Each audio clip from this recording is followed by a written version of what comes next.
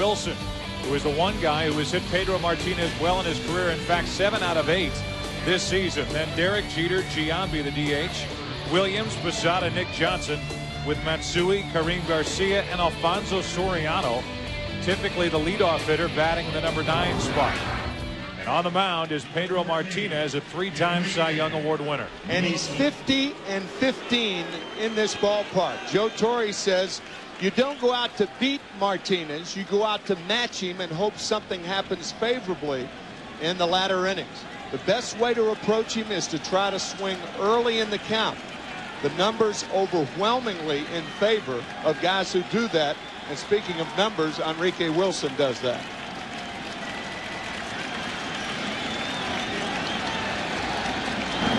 What else would it be? A blistering fastball over the inside corner.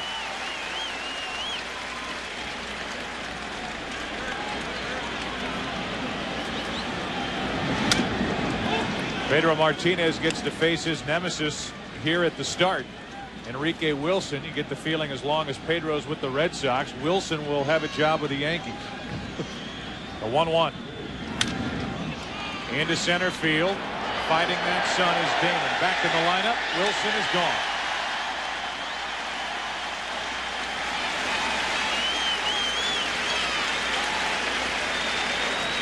Take a look at the defense, and they are thrilled to have Johnny Damon, their anchor, back in that outfield. They don't cover a ton of ground with Trot Nixon in right and Manny Ramirez in left.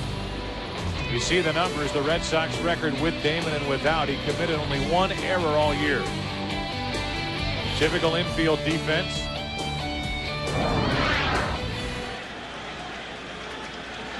Here's Jeter.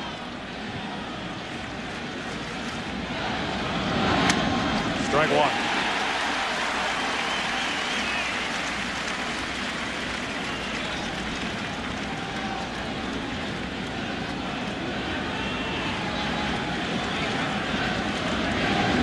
Off speed, base hit.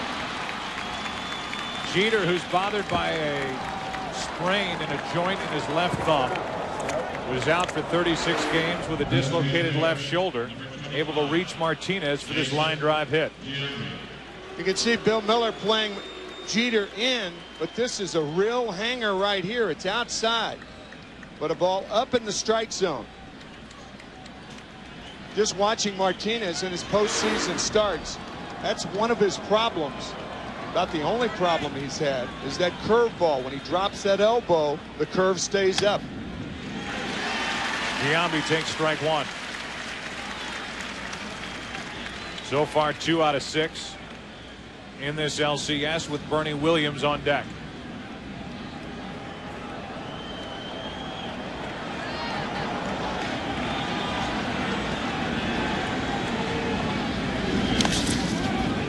Blocked by Veritek. So not only, Brett, are these hitters dealing with that shadow situation in the sunlight and center, but so is a catcher like Veritek, who smothered that last pitch from Pedro.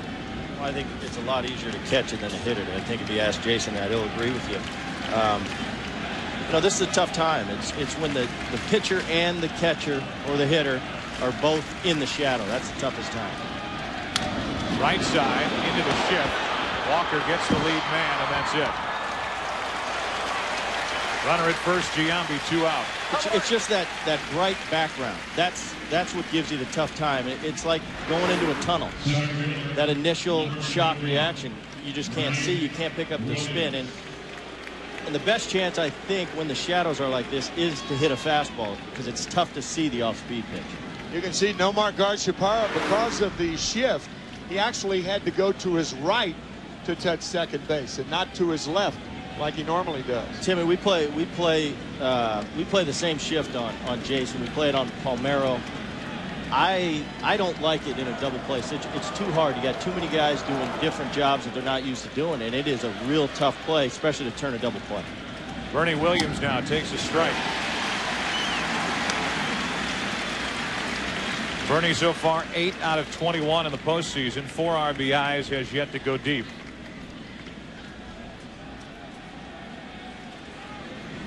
This big crowd at Fenway anxious, wondering what the fate is for this 2003 Red Sox team. And there's no doubt that the fate of this series may rest on the right shoulder of Pedro Martinez in this start. The Red Sox don't win this game. Hate to say anything's a must win in a 7-game series, game 3. But then the Yankees are at least guaranteed, if they win today, of getting this series at worst back to New York. As Martinez misses high, 2-1. Just like the Chicago Cubs, by winning last night, are assured of getting back to Chicago. With Mark Pryor and perhaps Kerry Wood going in game 7 if it goes that far. Play behind Giambi, 2 balls and a strike on Williams. Walker, scoreless first for Pedro Martinez. And now their old friend Roger Clemens will burst onto the scene in the bottom of the first.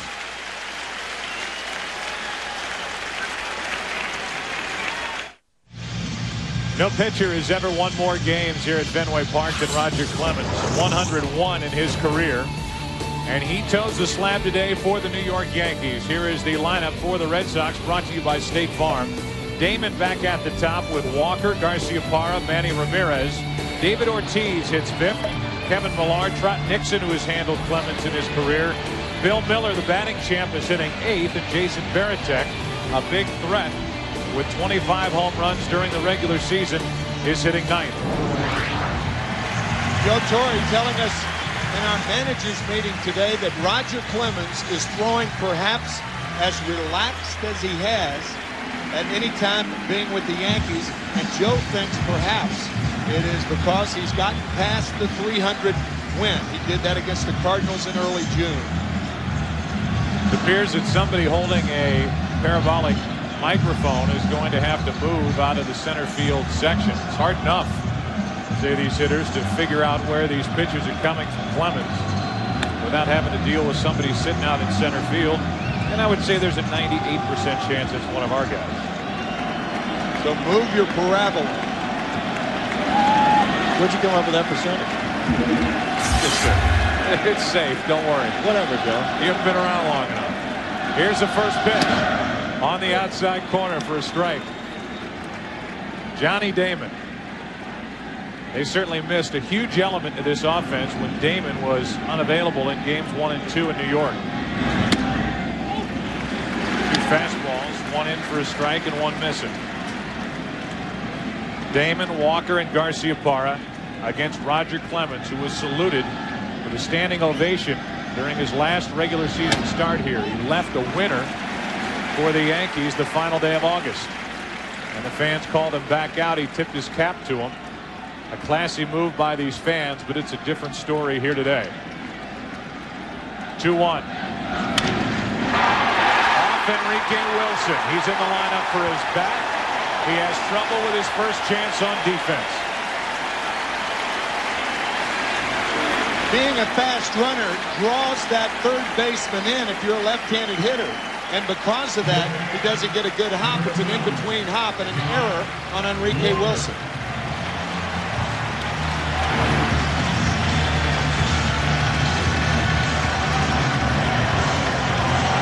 They've given that a base hit. I spoke too soon then. I don't know that you'll get any argument out of us. I'm not arguing. It's a base hit.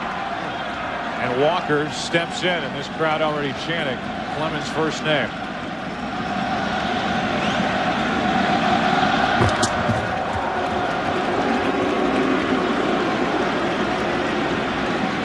Talked to Grady Little before the game about the running game against Clemens. Typically you can run against Clemens, but he said the only guy that would run would typically be Damon, and he may be a step slower after what he's been through over the past week. Like he was caught between steps over at first and got back ahead of the tag. Yeah, it did. That right foot was in the air. It had to come down, and then he dived back. Watch the right foot. Whoops.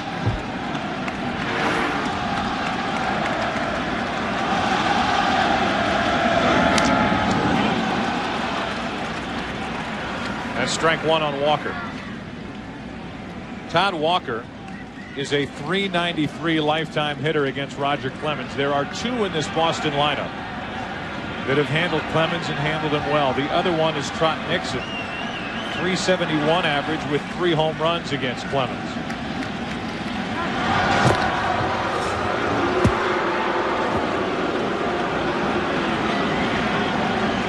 '41-year-old right-hander, 310 career victories, most of those with the Boston Red Sox, and up over 4,000 strikeouts in his career. And he is really bothered by the presence of Damon, the only speed threat in this Red Sox team. Damon stole 30 during the regular season. Well, Roger wasn't at the managers meeting where we were when Grady Little said that nobody would run on the Red Sox. Again, almost caught, but able to get back. Grady's saying that the Red Sox wouldn't be dormant today, but if they did run, it would be part of a hit and run. Rarely would a Red Sox take off to steal a base.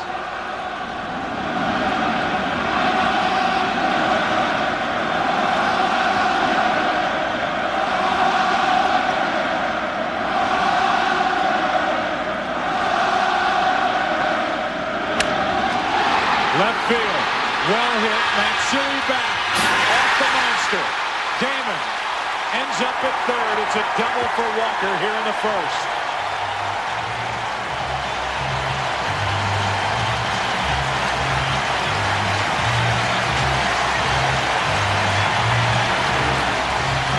Damon went as far as second base, and with nobody out, trotted to third. As you could hear the box sounds of the game, you could hear it rattling off the monster.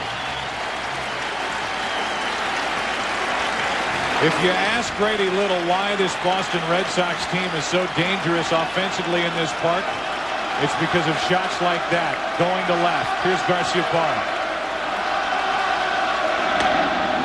I think too, from what I've seen coming in, when you're not experienced with this outfield, it's a different outfield than any other outfield in the game, with all the different angles. And I think in Seattle we got one of the best in the game in Mike Cameron. And this is the one part where he's a little tentative when he gets out in left center. He says he's just not used to it. He's not comfortable with the angles of the wall. And I'm not used to seeing Mike be uncomfortable out there. Like I said, he's probably as good as there is in the game, and I think that's another advantage for the Red Sox in their home ballpark. Garciaparra really struggling, and you can see feeling for it at the plate. He didn't hit much of anything in September.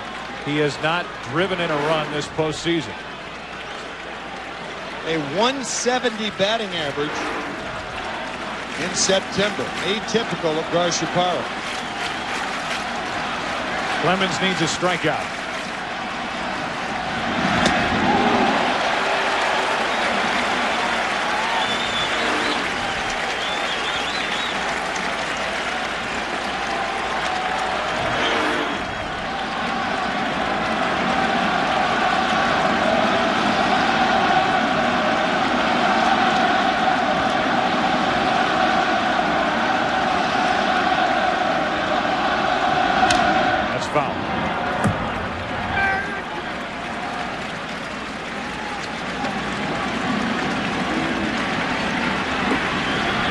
Grady Little won with Wakefield, lost with Lowe. Joe Torre lost with Messina and won with Pettit. The series tied a game apiece. Joe Torre telling Enrique Wilson at third base, if the ball's hit sharply, go home. Still 2-2.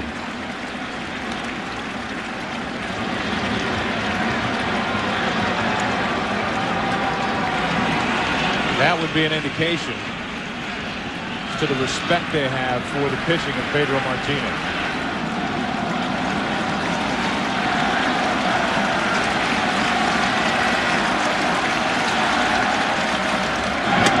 Got him on the inside corner, one away.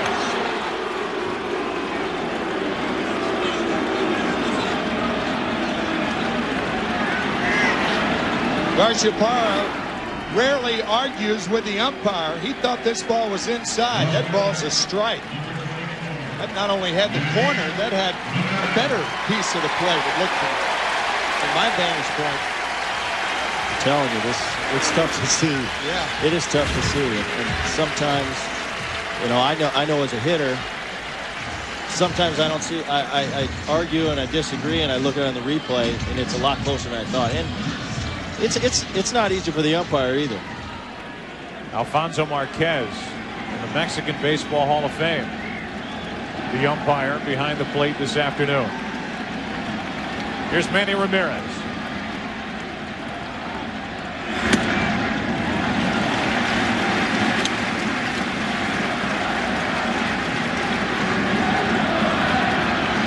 Ramirez so far hot in this ALCS, 5 out of 9 with a home run in game 1.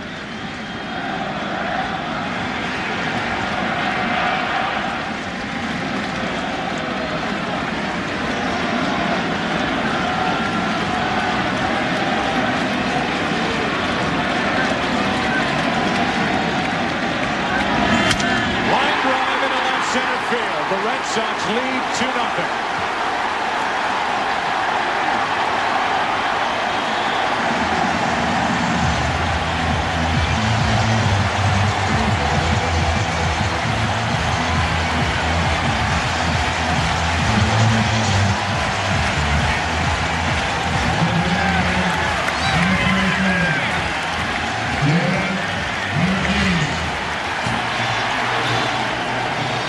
One ball, no strikes. Posada setting up inside. The pitch was on the outside part of the plate. Looked like a splitter. And Ramirez puts the Red Sox on top. Didn't hit it well. A little bit off the end of the bat. He is a run-producing machine, Manny Ramirez. David Ortiz takes a strike. With all the hype that surrounded this game, you think back to 1999, that game 3. Same matchup, Clemens, Pedro Martinez, and a 13-1 win for Boston. Clemens did not retire a man in the 3rd inning. He was gone before then. He has said it again. He has been doubted by many, and he has said it again, that this is it. He will walk away at the end of this season. A 17-game winner in 2003. That's a strike. It's 1-2.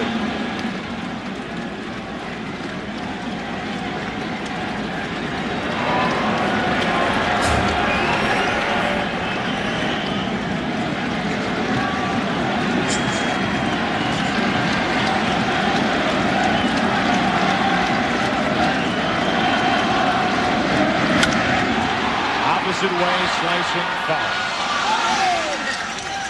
Damian Jackson colliding with Johnny Damon in game 5 in Oakland.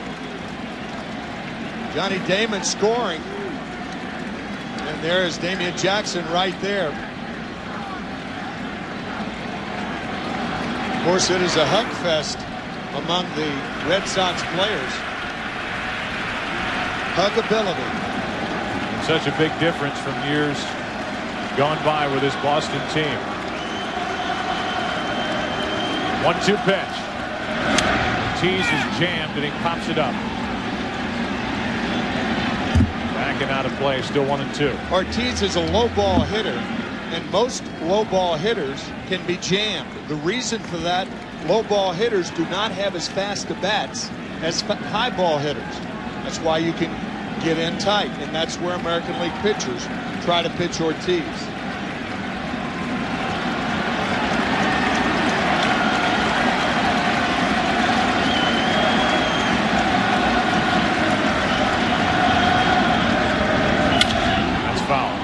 Roger Clemens came up with the Red Sox in '84.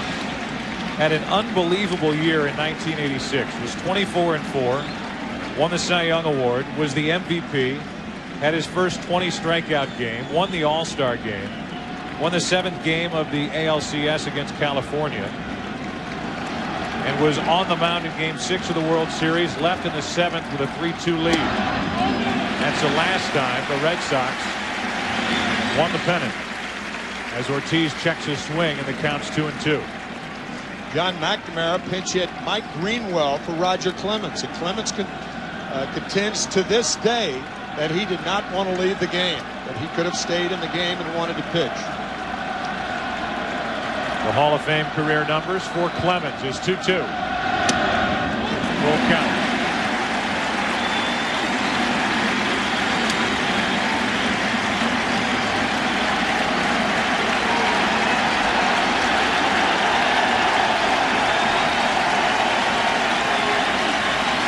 Look for Ramirez to run.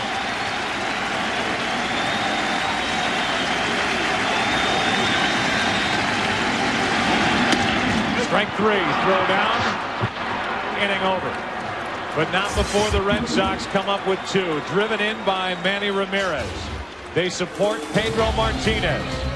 2 runs on 3 hits, and a good start for Boston in this game 3.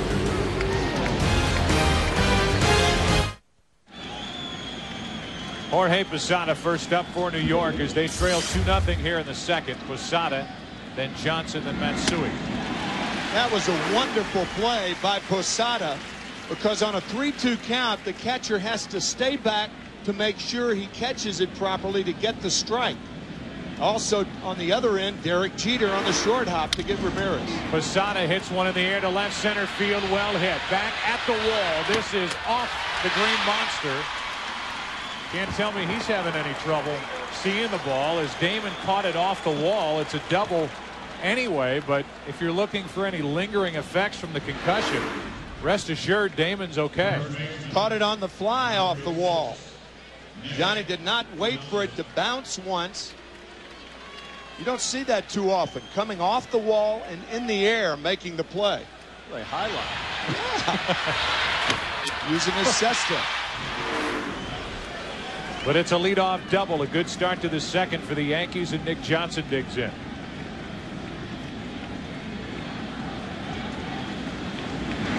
Johnson homered in game 2 to put the Yankees on top for good. Came in the second inning off Derek Lowe.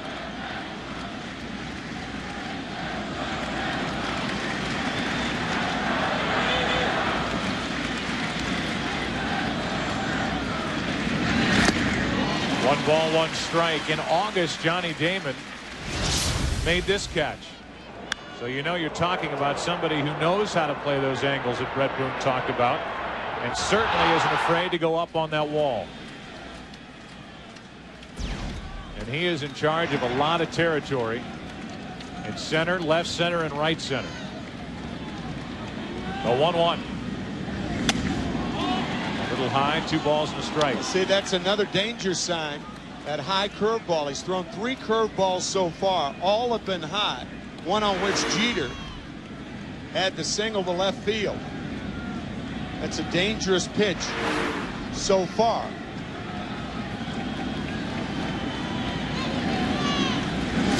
That's foul. Hands for 2-2.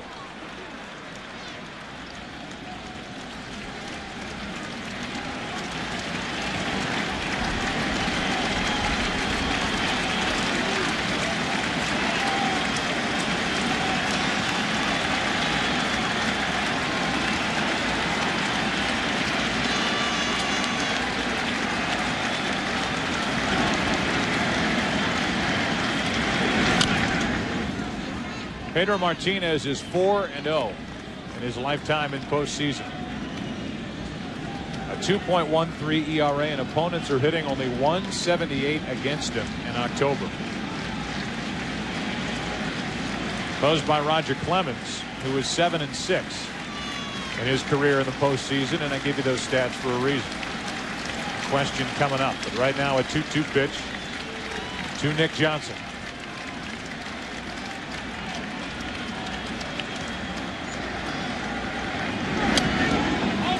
Full count with Matsui next.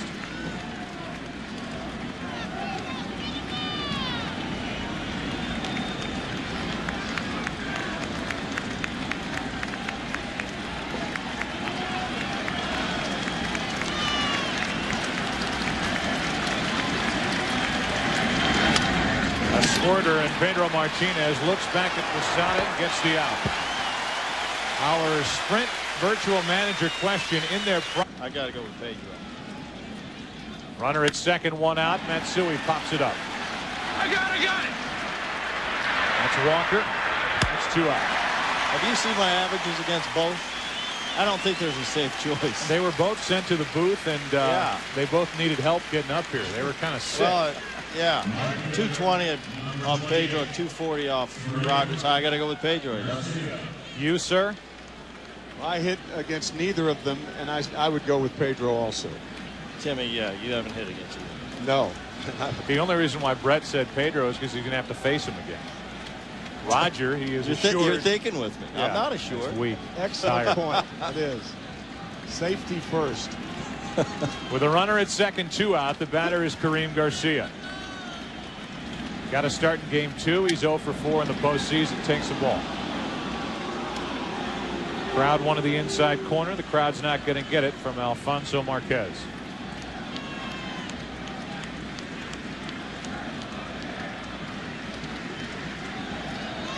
Martinez trying to pitch around a leadoff double, and he is 2/3 of the way there.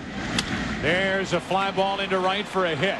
Here comes Posada, juggled by Nixon, and the throw is too late. It's 2-1 as Kareem Garcia cuts the Red Sox lead in half.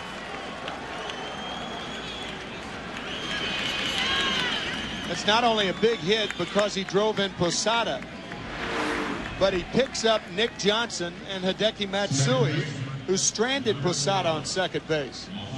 Watch the momentary bobble by Nixon right there. Glove to hand, too late.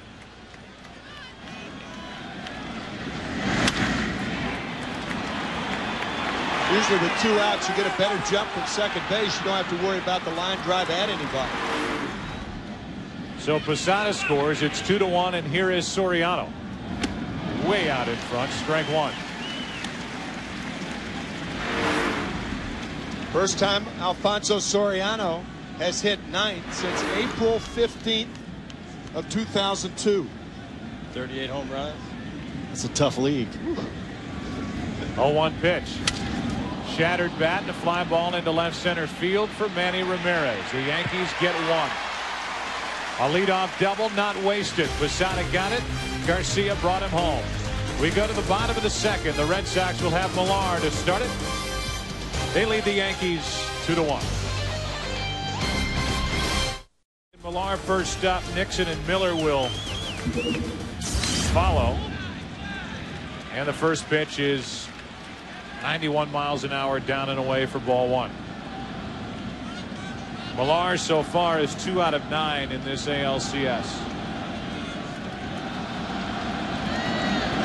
That is hammered with foul.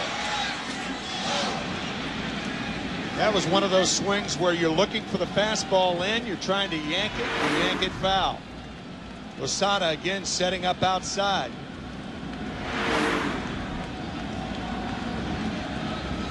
A 1-1 on the outside part, strike 2. Millar is more or less the cheerleader along with David Ortiz. It's helped bring this Boston Red Sox team together. That misses up and in. 2 balls, 2 strikes. Brought a different attitude around here. And his quote was, "We just have a bunch of idiots in here that can't wait to go out and play ball." 2-2 pitch. And strikeout number 3 for Roger Clemens here. Of the 4 outs he's picked up. Like a high slider for Clemens right around the letters. We talked about it the other night. That pitch a little too high. The best view of today's game is from the Hood Light Ship. Hood will donate $300 to children's hospitals throughout New England for every home run, double play, and strikeout made by the Red Sox during the ALCS series at Fenway. And we thank them for joining us here today as Nixon takes a strike. Roger's really gotten away the past few years of throwing that slider. It's more the split finger, and that slider he'll throw it, but on a rare occasion. 0-1 pitch. Now Nixon set up for a strikeout.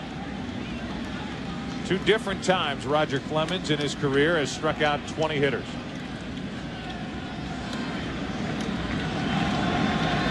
He did it 10 years apart, 86 and 96.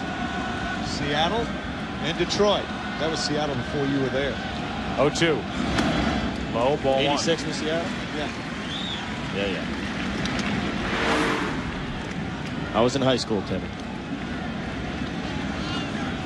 So much leg drive. Powerful. When he gets ahead of left-handers, usually he will resort to the splitter to get them out. Looks like Alfonso Marquez has something in his eye.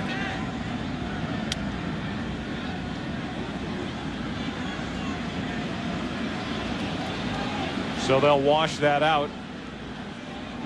And we take a look back at some of Roger Clemens' history. And when you come into a game like this, you have so many different tape elements that you could show. We have a break, so we look at the 20 strikeout performance against Seattle in that 1986 season. Cy Young MVP, and then 96 at Detroit. Took a gathering and a handful of that mound dirt, and it's one of the many souvenirs. He kind of collects unique things from along the way, and has a black carrying case that he carries with him and brings to the park on game day when he's pitching. And there's all kinds of stuff in there. All kinds of dirt. There's dirt.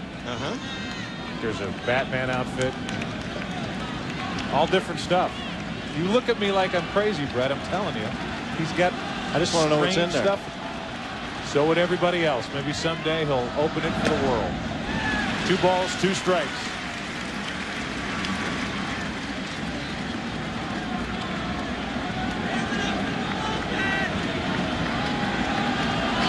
Trot Nixon trying to avoid becoming the 4th strikeout victim for Clemens.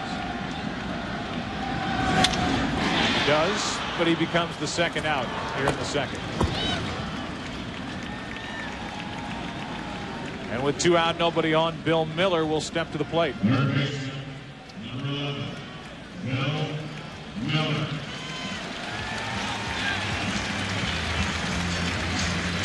I'm a little surprised that in either town the crowd can be taken out of the game, because you have so many Red Sox fans in New York the other night when the Red Sox were doing something, and so many Yankee fans here in Boston today. There's a strike to Miller. We talked about it in game 2, how quiet the Yankee crowd was, even though the Yankees were on top. With 2 out, Miller takes the ball. So often you get a situation like this, and the build-up and the anticipation kind of wears people down unless they have some reason to get excited. And they've gotten on Clemens a couple of times. They did in the 1st inning when Roger allowed 2 runs on 3 hits.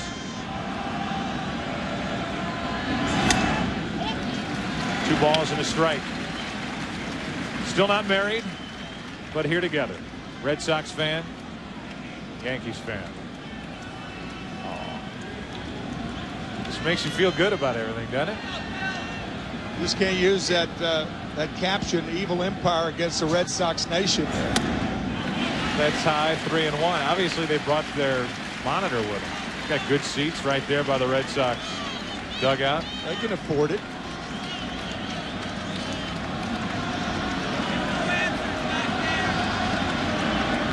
See, honey, that's us.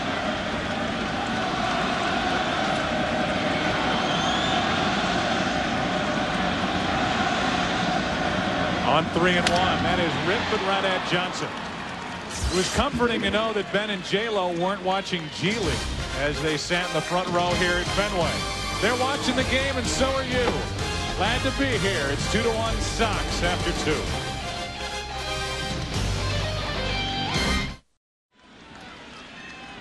This series will continue tomorrow night.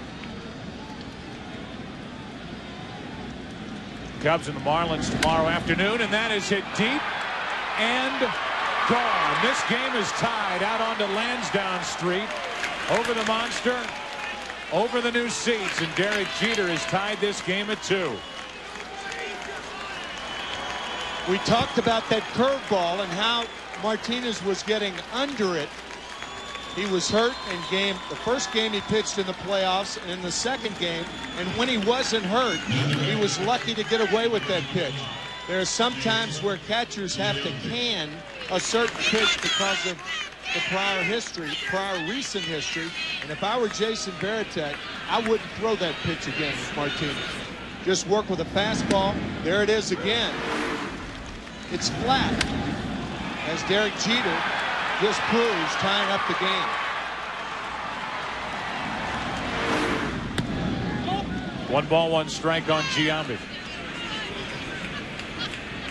Pedro is so innovative on the mound that he can use several different types of fastballs, several different types of changeups. He really doesn't need that curveball. Changeup misses. It's 2-1. Oh, this hanging breaking ball just inviting Jeter to hit it hard, and he accommodates.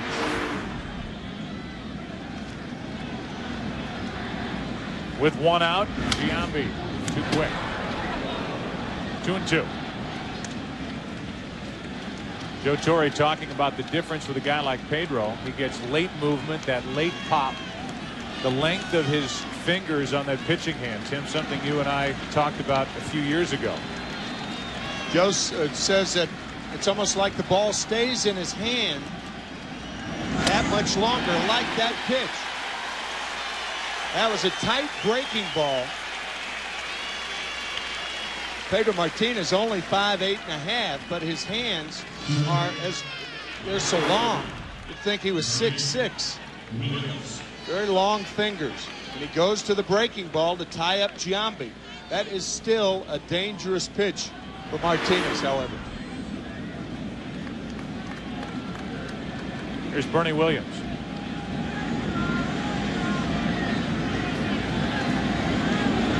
Oh for 1, takes a ball.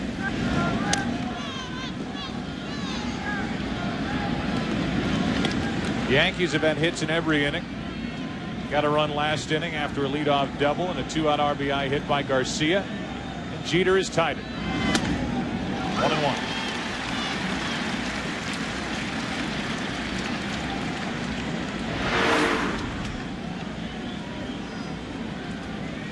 Another curveball after the home run. Martinez has thrown a bevy of curveballs. Well, he's changed speeds with it too. I mean, he's throwing that one at 69 miles an hour. Now he's throwing one up, mid-70s, which gives you a little bit different look as a hitter.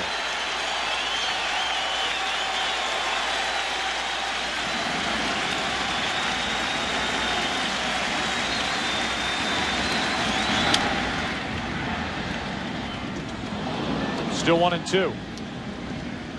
The Red Sox in the bottom of this third will have Varitek, Damon, and Walker. If anybody gets on, Garciaparra.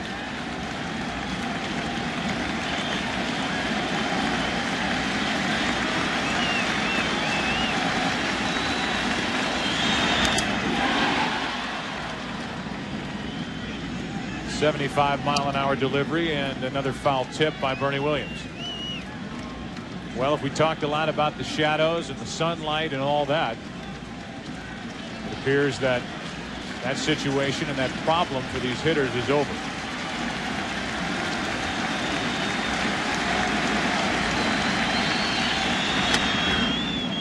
Two and two.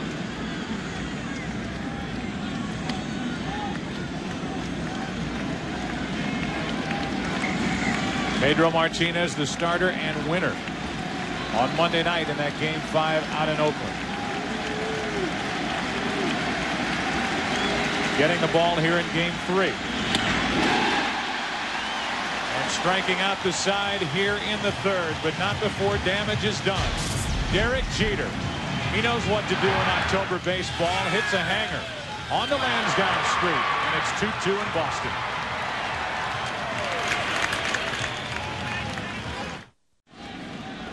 Roger Clemens back to work. It's a 2-2 game now. Yankees 4 hits to the Red Sox 3. Home run by Jeter tied it. Here's Varitek. Jason has 3 home runs in this postseason.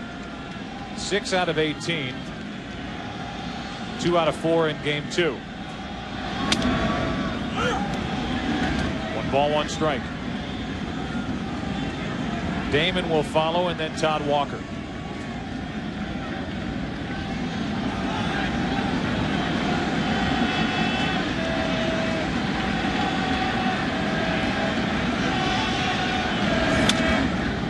We watched our telecast on Thursday night, and we talked about Andy Pettitte, another Texan, just peering over that glove and his eyes right under the bill of the cap.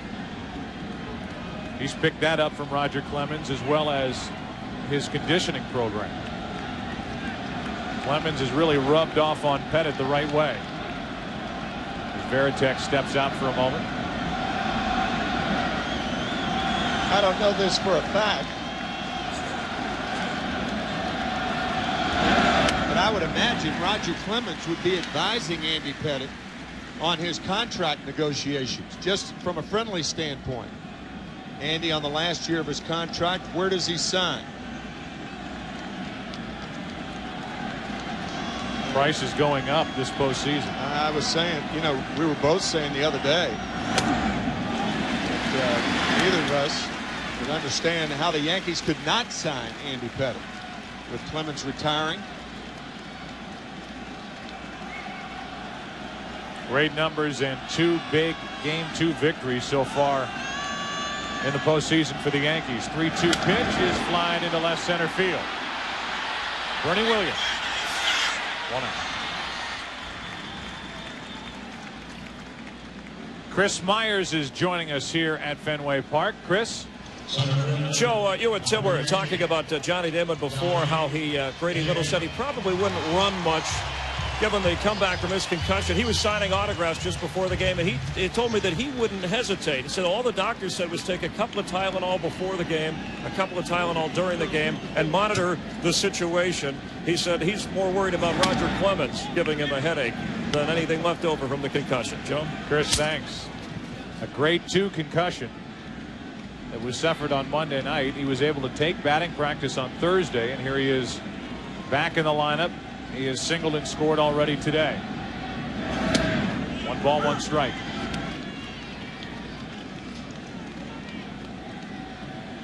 Johnny and his wife, parents of twins, Jackson and Madeline, out here at the workout yesterday. The opposite way. Jeter can't handle it. And Damon is on with 1 out.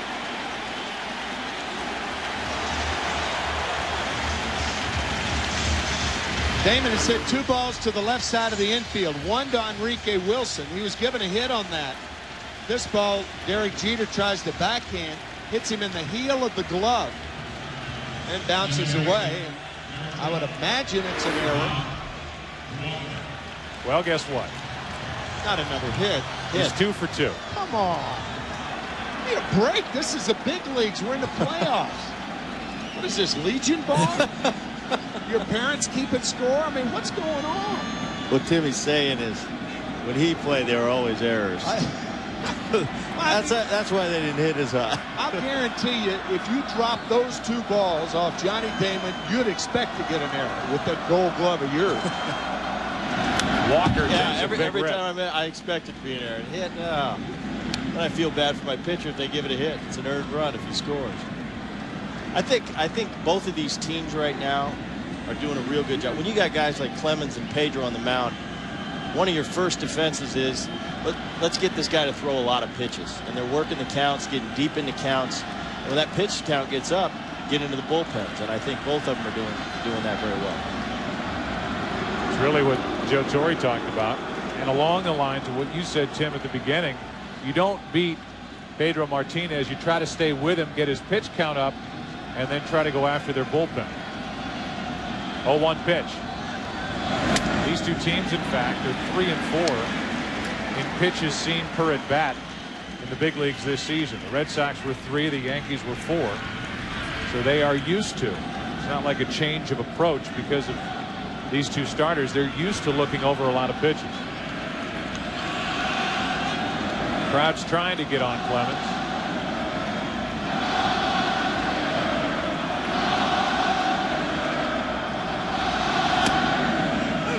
got to wear them down. You got to wear them down. That's the best way to get to them. And when you got guys like this, the horses, that's one way you do it.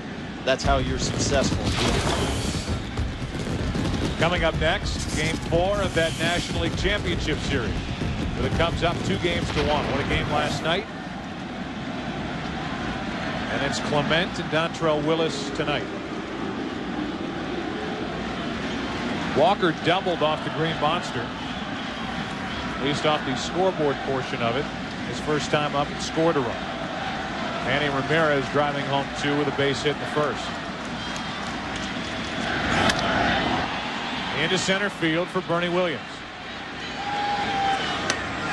2 out. And Garciaparra coming up.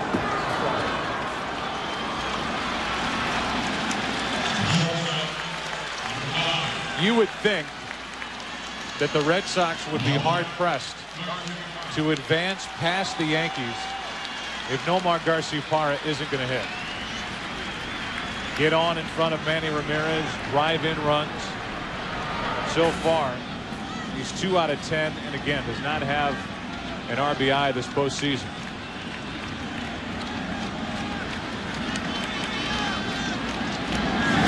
Ball 1. Well, I think the reason Boston's here is because this season all the weight wasn't on Nomar's shoulders and Manny's shoulders. There's a lot of guys in that lineup that picked up the slack when these guys weren't swinging well. So it takes a lot of pressure off you when you're in the middle of the lineup when you got guys that can handle it.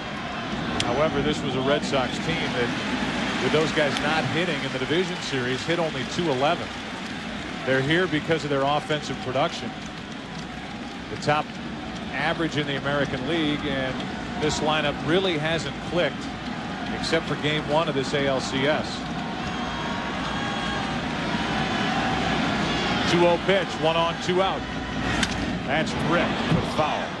Well, that's nice though, because you know these guys are going to get it going eventually, and to be where they are and not swinging the bats well is a good place to be. I think you look at their lineup, and we were talking about Soriano hitting 9th with 38 home runs, and you look at this lineup, you got the batting champ hitting 8, so you can't be going too wrong when the batting champ's that far down in the lineup.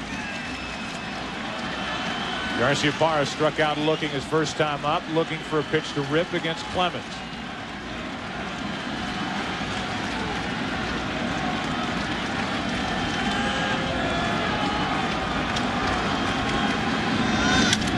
Left side for Jeter, gets a nice hop. And the inning is over. 4 out, 6-4. We go to number 4. With the Yankees and Red Sox tied here at Fenway 2-2.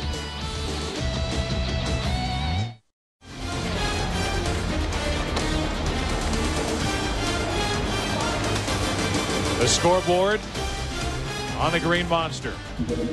Right in front of it, Manny Ramirez watching a breaking ball roll up to the plate, and Jorge Posada takes it for ball 1. Posada, Johnson, and Matsui.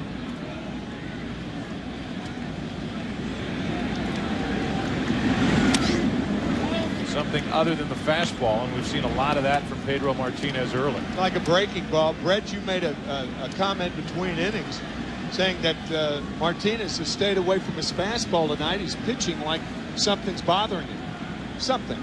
2-0. Yeah, I've never seen Pedro throw this many off-speed pitches, and you know it could be several things. I mean, maybe that's his plan going in, and later in the game he's going to go to the fastball.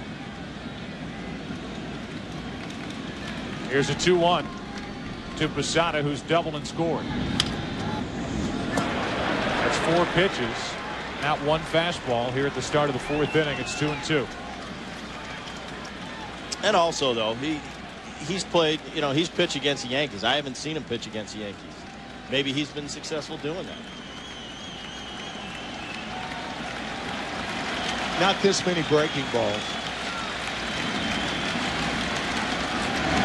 There's another one. That was a good one there, but Posada laid off of it.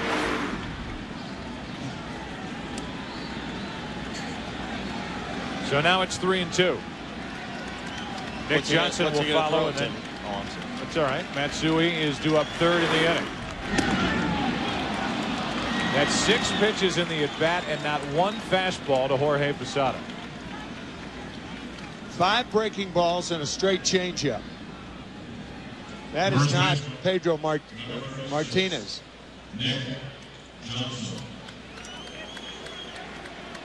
Atypical of Pedro. Nick Johnson bounced back to Martinez after the double by Posada back in the second. And with 2 out, it was Karim Garcia who salvaged the inning with the 2-out RBI hit to right.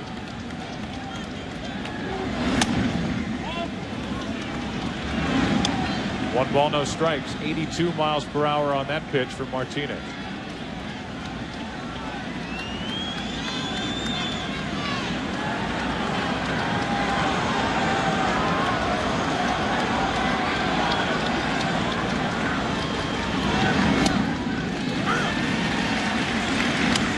Ball, 1 strike, and still no fastballs this inning.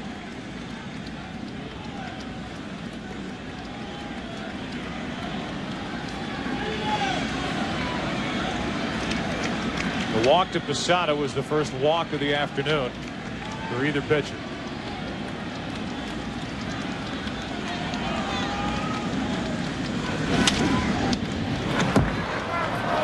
Now 1-2.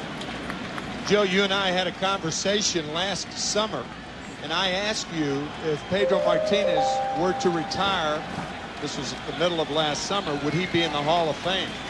Just a rhetorical question. But when you think about what he has done, it is staggering when you realize that he has put up Koufaxian numbers.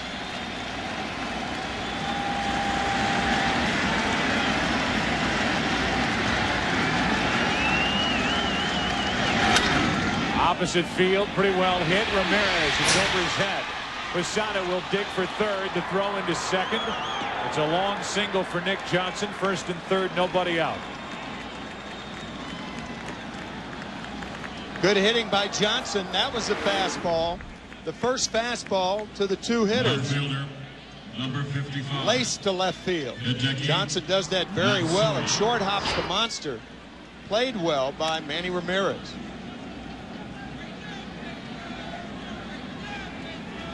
That's in super slow-mo.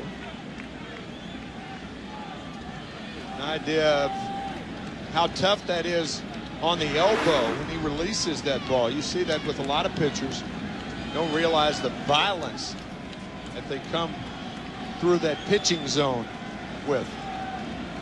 Matsui with a great RBI chance. First and third, nobody out. And that's hammered into right field. Back is Nixon. It's over his head. It takes a hop. It's a ground rule double. And the Yankees have taken the lead. It's 3-2. Nick Johnson will have to hold at third. Matsui into second. A walk, a single, a double, and the Yankees are figuring out Pedro Martinez here in this 4th inning. Veritek sitting outside. Both pitchers are missing badly in the strike zone. The difference is Roger Clemens throws much harder than Pedro and can get away with more. This ball laced to right field, and the Yankees, it's a tough break for the Yankees because the ball bounces into the stands. Most ballparks, that ball rattles around, and Matsui could have had a triple, and Johnson scores easily. You look at Pedro Martinez, his career with the Red Sox against the Yankees, a very good ERA, but only 1 game over the 500 mark, 9-8. The Red Sox are 10-14 in the 24 starts he's made against New York. The Yankees on top now, 3-2, and they have second and third, nobody out. And this is over the head. Actually, must have hit the bat of Karim Garcia, and a foul ball, and Garcia immediately pops up and screams at Martinez. Yeah, that was perilously close to his head. Martinez hitting Soriano and Derek Jeter. The last time the Yankees and Red Sox played a 2-1 game won by the Yankees back in August. Now Joe Torre, well, they warned both benches. I guess it must have nicked the helmet. I thought it hit his bat too. I thought it hit him in the back. Really? It was behind his head.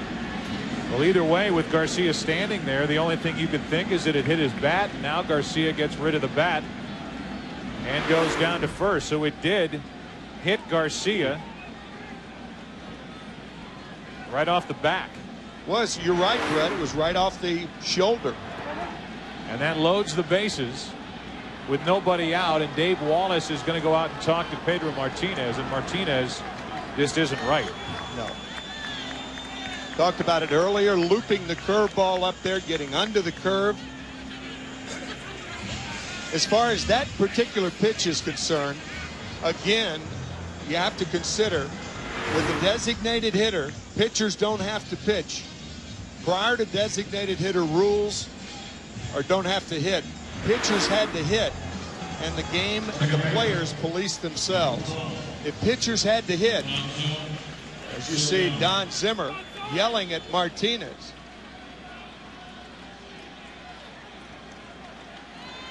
If pitchers had to hit, there wouldn't be as much of that. That's that safety zone with the designated hitter. You don't have to worry about it. Now Soriano with the bases loaded takes a fastball for a strike. Lead runner is Johnson. Matsui with the RBI double. Forced down to second when Garcia was hit by the pitch. Double play ball.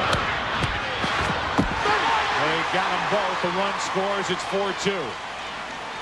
6-4-3, and now Garcia gets up in the face of Todd Walker.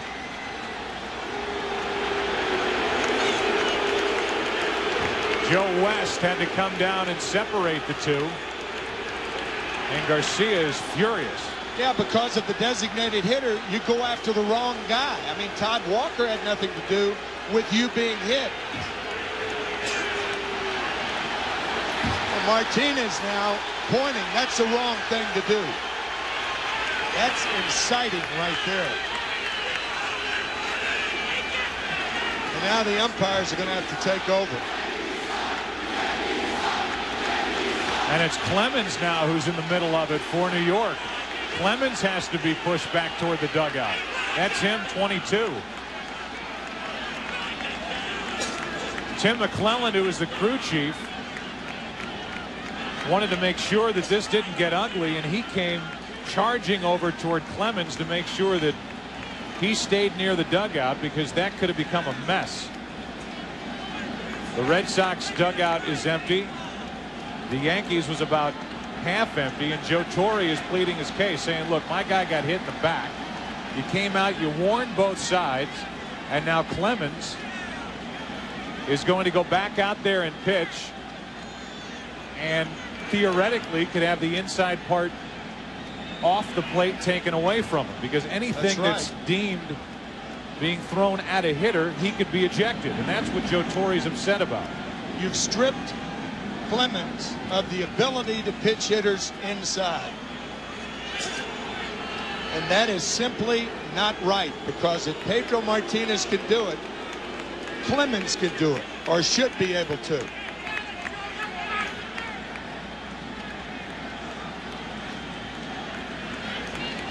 Jorge Posada yelling out either at Pedro Martinez or Veritek. And the umpires at least got a hold of that last part of it. The Yankees are hot because both sides have been warned. Martinez got his shot in, and the Yankees feel like they're not going to be able to get theirs in. Oh, now look at that. Whoever he's pointing to, he's not saying to use your head. He's saying, I'll hit you in the head. I'll hit you in the head. I mean, come on. If that's not insightful, I don't know what is. Now it's Enrique Wilson with a runner at third, Matsui, and 2 out. 2 runs are home in the inning, and it's ball 1 down and in.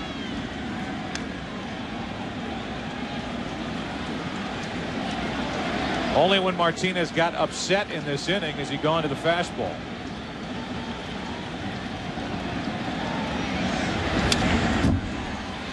Enrique Wilson, a ball and a strike. Here's a takeout slide of Kareem Garcia going over the bag, and Walker had every right to question that.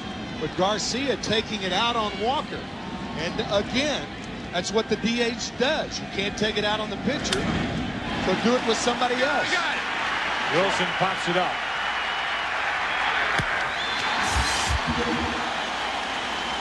And Pedro Martinez is through a rough fourth inning. He hits a batter, gives up 2 runs. A double in there for Matsui. And the Yankees behind Clemens now lead by 2.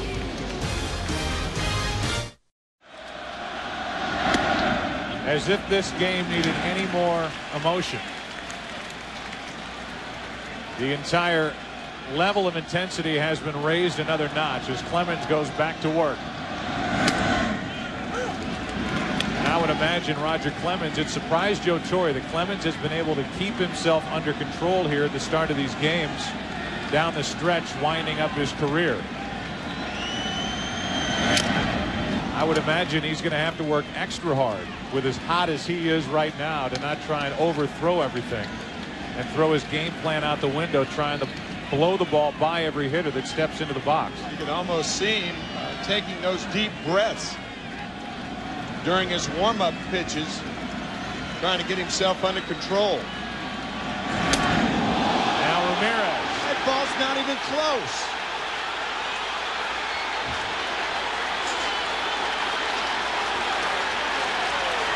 You talk about looking for a reason. Absolutely. Oh my goodness. Don Zimmer and Pedro Martinez. Oh, that's awful. Don Zimmer, a 72-year-old man, went into Pedro Martinez's face, and Pedro Martinez threw him down.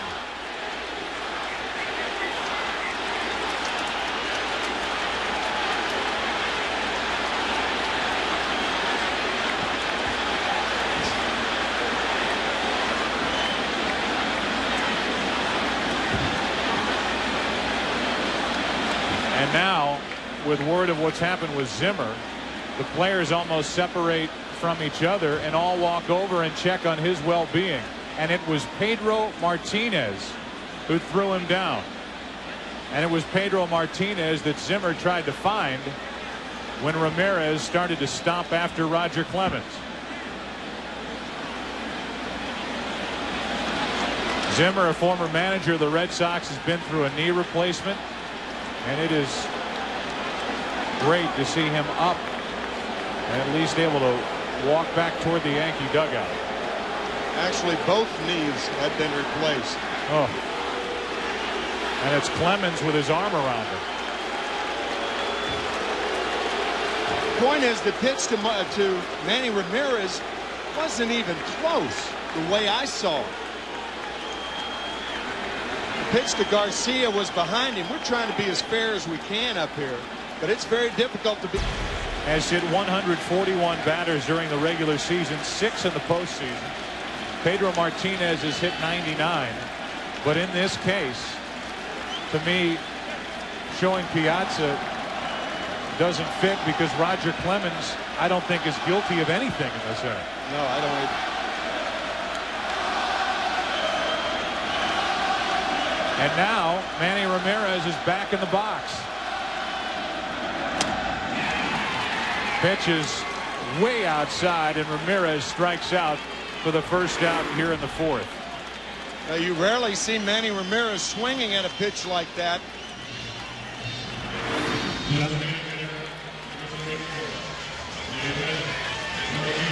There's a 13-minute delay, and Clemens got Ramirez with 1 pitch. Here's David Ortiz.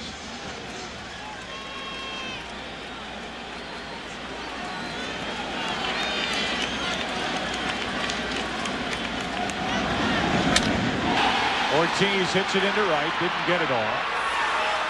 And Garcia puts it away, 2 out. If with all that's happened and all that's on the line in this ALCS and all that's in the immediate future for Roger Clemens, that being how many more starts is he going to have in his big league career if this is his final season, and he has said countless times it is. It's good to see Zimmer laughing and smiling. It would be A tremendous accomplishment for Roger Clemens to harness all that, get himself under control. As that one is even closer to Millar. If Clemens could get himself under control and pitch a good ball game here this evening, what a way to go out in his final start at Fenway Park. That one riding even closer to the hitter, and Millar fouls it.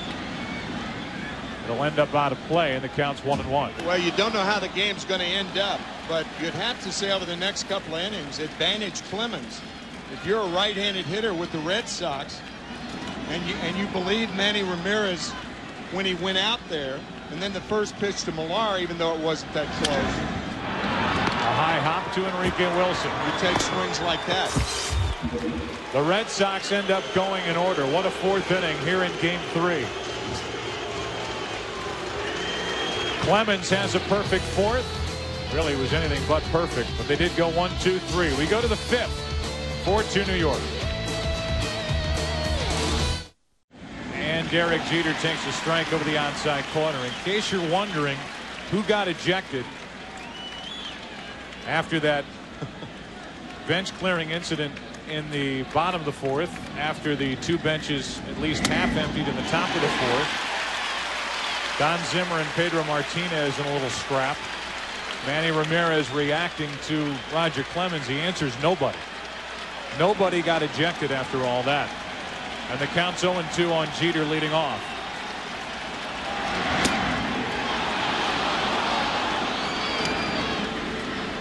Jeter, then Giambi, then Williams.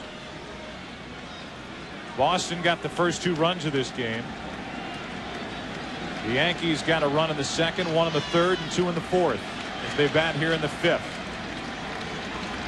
Jeter's homered today, and it's still 1-2.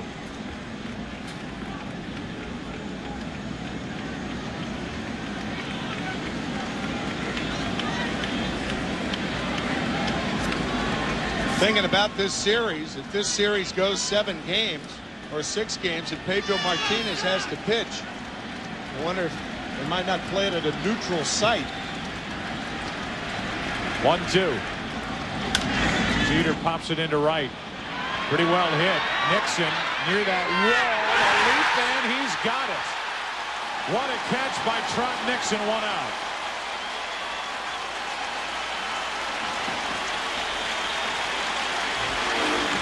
I think he just robbed Derek Jeter of a home run. If not over the wall, it probably would have hit the top of the wall. Another look. What a play by Trot Nixon. Keep in mind that ball was tailing. I think that's a home run. Hit by a right-hander, Derek Jeter, tailing. Giambi pops it into left, and Manny Ramirez hauls in out number 2. Let's check in again with Chris Myers. All right, Joe, you had mentioned that there have not been any players tossed as of this moment. John McHale, executive vice president of administration, saying that once there is a warning given, it's still the umpire's discretion. He doesn't automatically have to toss somebody once an instance takes place or an incident. And if it continues, they still don't have to toss anybody. They're trying to use, in their words, good judgment, be cautious, control the situation, but not cost the game its best players. And in case people are wondering, George Steinbrenner, who I'm sure would have a lot to say about this, is back in Tampa watching this one on television. With 2 out, Chris, thanks. 2 out, nobody on. Here's Bernie Williams. Ball 1 down and in. Anybody who knows Don Zimmer knows that even at the age of 72, he's not over there just sitting there whispering things to Joe Torre. He is into these games, and he gets fired up. We saw an example of it, probably a poor example of it, but it's no different than if he was running around with Johnny Padres back in 1957. He was a tough player. He got upset at Pedro Martinez, and I would imagine with that gesture that we saw, with him pointing to his head during the top of the 4th inning, and he went after Pedro Martinez. And in Pedro's defense, he saw Zimmer coming at him, reacted to Zimmer coming at him, and pushed him down. I think that's fair. I didn't originally see Zimmer take a shot at him with the left arm. 3-0 to Williams. 3-1. Back in that fourth inning.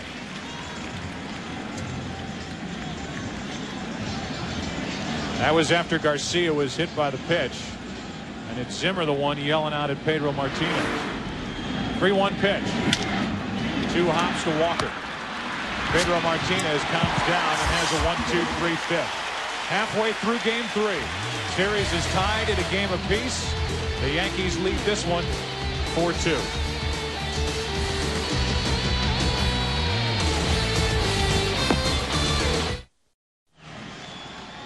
Setting all of the more or less disturbing extracurricular activity off to the side for a moment. Here are the Red Sox dealing with a composed and effective Roger Clemens in a situation where they start their best in Pedro Martinez in an ALCS against the Yankees, tied at a game apiece, with the prospects of having John Burkett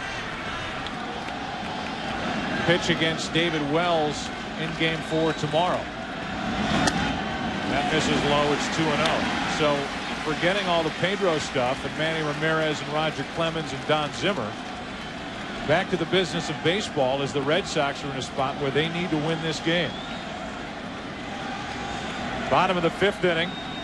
4-2 Yankees. Nixon went around. It's 2-1. The surprising thing to me about the whole scenario was Pedro Martinez throwing at Garcia with nobody out and runners on at second and third. If he misses Garcia, it's a wild pitch. 1 run scores and another runner goes to third. It's a lot different than throwing at him if nobody's on base, or if there are 2 outs and a man on first, something like that. But with runners on at second and third, nobody out, Red Sox still down by 1 at the time, and still throwing that pitch to Garcia is perhaps the most surprising thing to me in that whole scenario. Well, I think with everything that's gone on, and you can't really know what these guys are going through emotionally with how big this game is, but you still have got to put it aside and win in a very important game. Crowd gets on Clemens. 2-2 pitch. Going to be a tough play for Soriano. Underhands for the out. 1 away. I guess this would be a good time to look at our WebMD health report for the Red Sox. Ramiro Mendoza has not been active, out with a bum knee, and Byung-Hun Kim out with a sore shoulder. On the other side, the good word for the Yankees and anybody concerned is that Pedro is fine after getting involved with Zimmer, and so is Don Zimmer after getting thrown to the ground by the Red Sox starter. First pitch is strike to Bill Miller.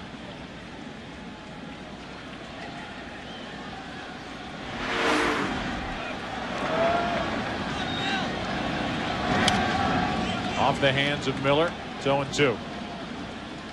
Miller, the batting champ from the American League this season, hit .326. Is 4 out of 29 in this postseason.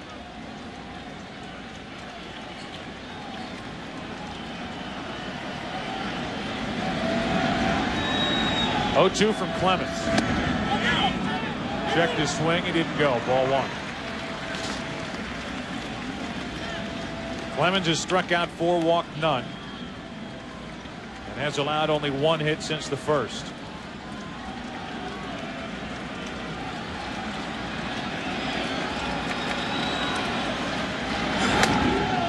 Two and 2.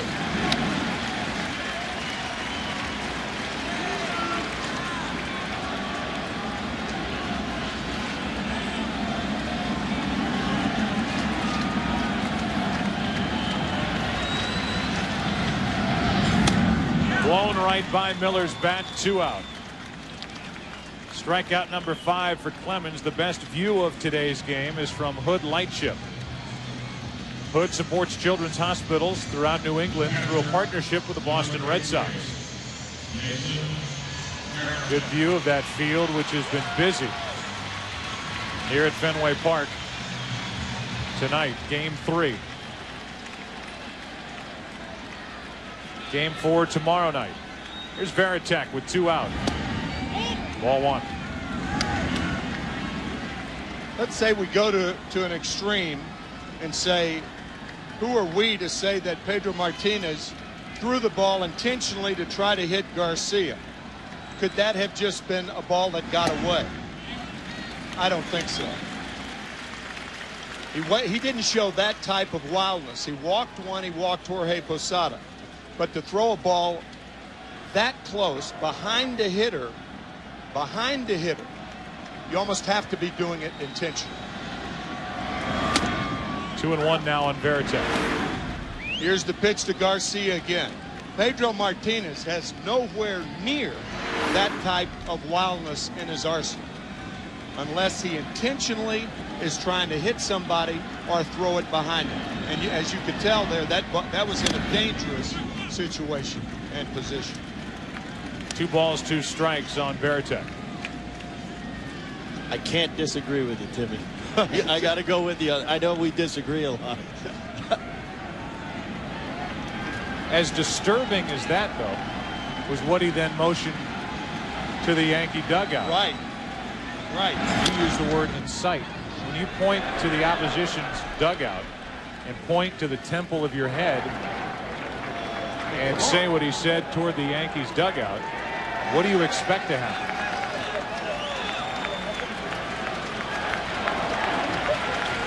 Two balls, 2 strikes, 2 out, nobody on. Those are uneasy laughs in that dugout.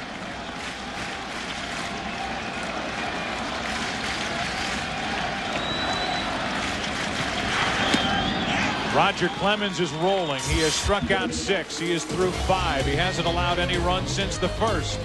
Into the 6th inning. Yankees lead game 3, 4-2.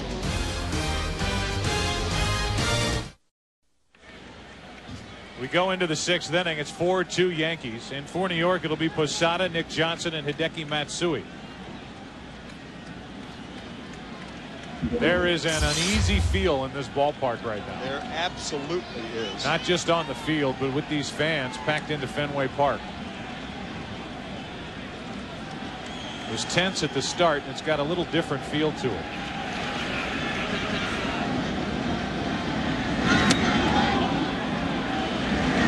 Now that grazes Posada. Jorge Posada able to get out of the way, but it came awfully close up and in. These two yelling at each other during that 4th inning. On the inside corner, ball and a strike.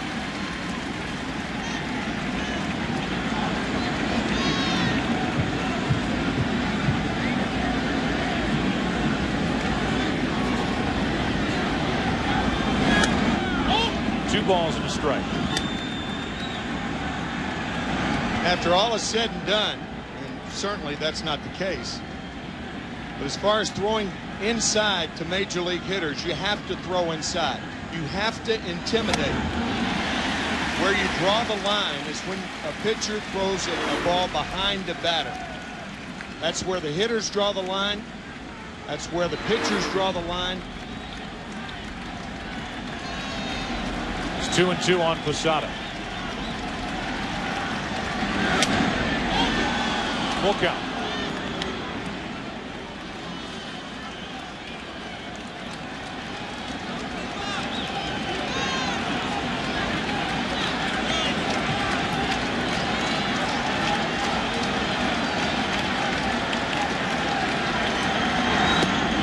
Posada strikes out.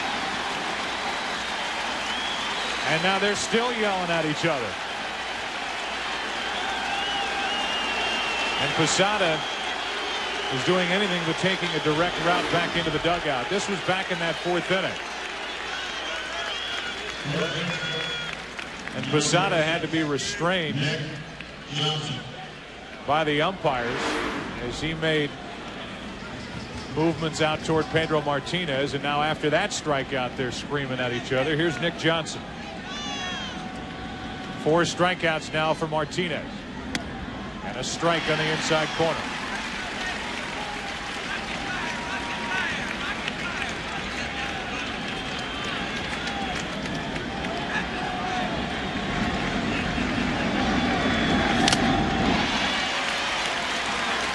No balls, 2 strikes.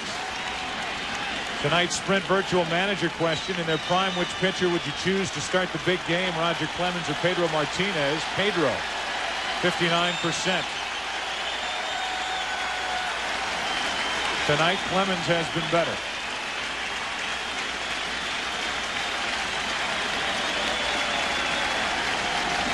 The 0-2.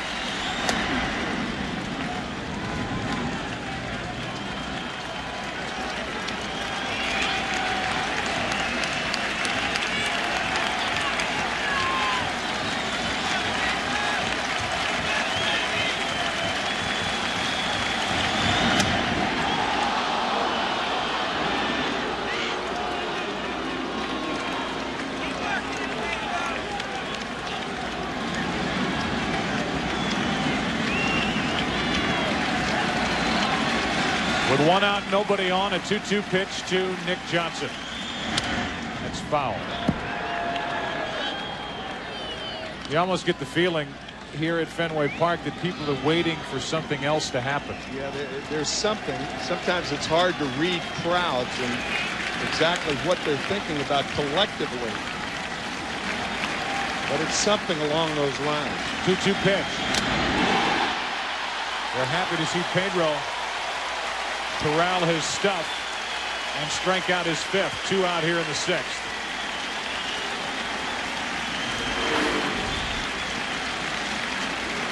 He blows Nick Johnson away. I think the crowd collectively is similar to the way the crowd was when Roger Clemens threw the bat, the broken bat of Mike Piazza toward him. It was the same year. You saw the knockdown pitch on July 8th of 2000. Second game of the World Series. Roger Clemens throwing a bat about 5 feet, 3 to 5 feet in front of Piazza. And it was a stunned Yankee Stadium crowd then. And I think we're experiencing a quasi-stunned Boston crowd now. The 0-1 pitch, Matsui takes ball 1.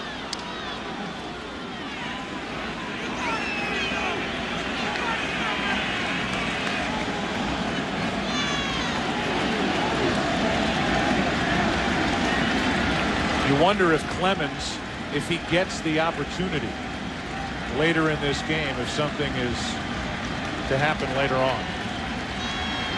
1-1 pitch. Another hard hit ball. Matsui has handled Martinez. This time he makes an out. My answer to that would be only in a blowout. Right now it's anything but. We move to the bottom of the 6th. Still 4-2 New York. First pitch, Johnny Damon takes a strike on the outside corner. Top of the order for Boston. They trail by 2. Damon, Walker, and Garciaparra. If anybody gets on, Manny Ramirez. Another hit for Johnny Damon. He's 3 for 3. Tying run will come to the plate. Let's check in again with Chris Myers. Joe, after that eruption in the 4th inning, the people here at Fenway immediately stopped beer sales to the fans. And you touched on it a moment ago, although Damon's base hit has them up and hollering. They're very tense. They're almost not sure how to feel. Checking out both dugouts after that incident, the Red Sox seem more relaxed. The Yankees seem ready to go, ready to rumble. In fact, a lot of the players are still upset about what happened to Don Zimmer.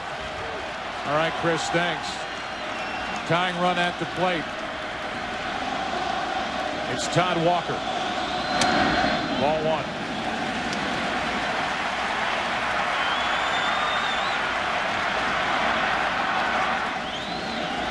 Garciaparra on deck.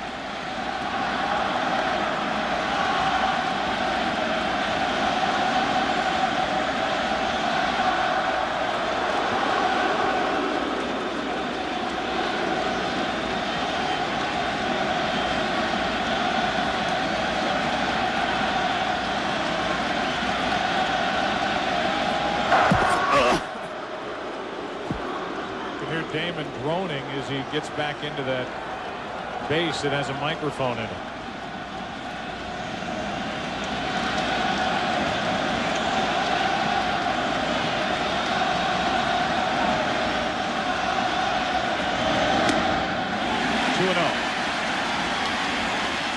Todd Walker with only 13 home runs during the regular season has 4 home runs in 6+ games in the postseason. When asked about it at the press conference, he said, I don't know why I'm doing it.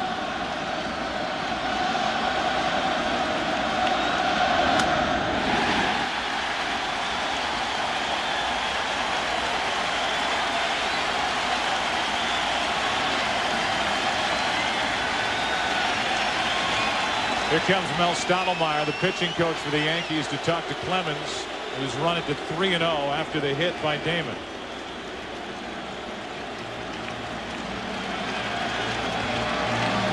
It's funny, you hear often when major league hitters are going well, they refuse to talk about how they're doing it because often they don't know. But if they're going poorly, they can point out every single detail about why they're going poorly. What is it about we humans, Brett Boone? You know what? When I'm going bad, I try to, because I like to watch a lot of video. But I'll never go in there and watch my swings when I'm going bad. I'll go to the positive things, a highlight tape, and look at the good things. I know what I'm doing wrong. Here's a 3-0. 2 on, nobody out.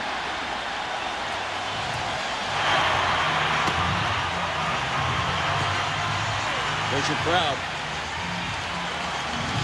First walk by Clemens. Tying runs are on, and Garciaparra, no RBIs in the postseason, is up. The last time you and I did a regular season game was late July, and Garciaparra tried to bunt with runners on at first and second. The Boston Press the next day said, how in the world can this happen? Well, first and second, nobody out. And a strike from Clemens. You and I were startled that day that he would even attempt it. So was Grady Little, his manager.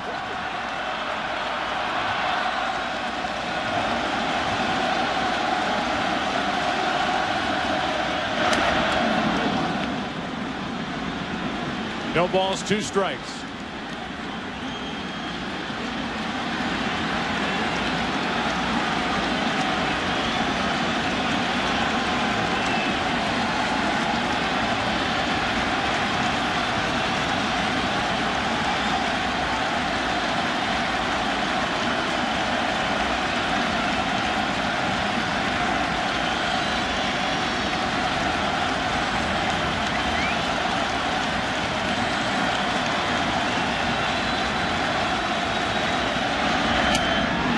Garciaparra strikes out.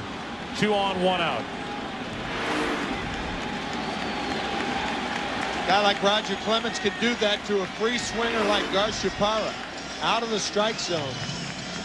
Here's an interesting situation because Ramirez was the batter when Clemens came inside after Martinez hit Kareem Garcia. And the swing that Ramirez had was poor. You could make a case that leading up to that pitch inside, he had 4 swings at Clemens. What you said, Joe, almost going up to the plate, looking for it. With a count, no balls and 2 strikes. That was the pitch that incited the bench clearing. Pedro Martinez throwing Don Zimmer down. Things are calmer. That's about all you could say. 2 on, 1 out. Tying runs on at first and second here in the 6th.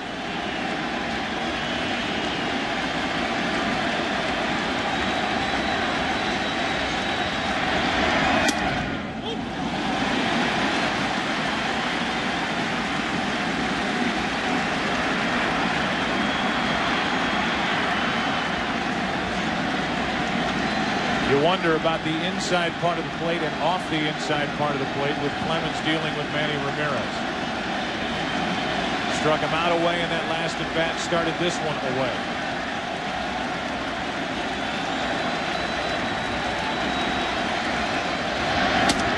Again away. It's 2-0.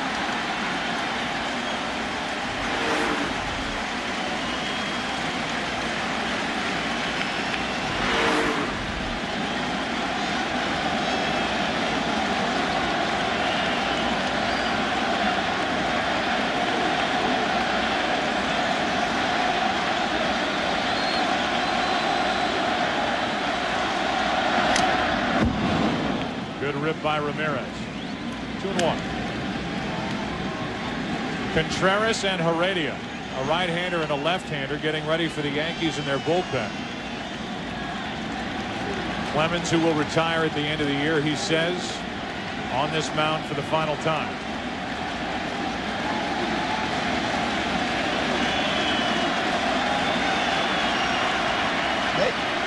It may be his final batter right here with Heredia. Perhaps in to pitch to Ortiz, depending on what Ramirez does.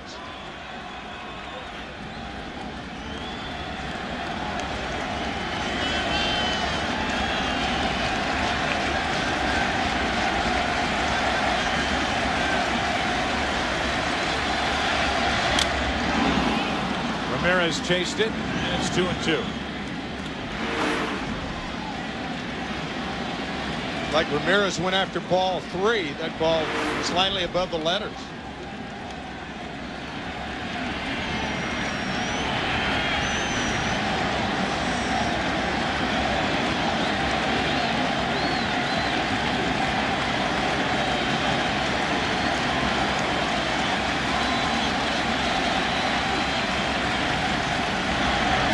Shattered bat might be 2.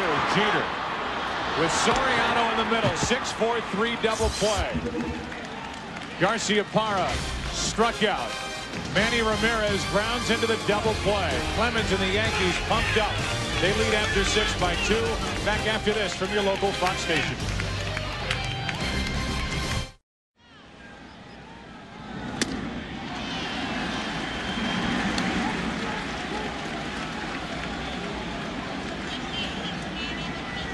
Pedro Martinez gets a swinging strike on Karim Garcia, a big part of this game.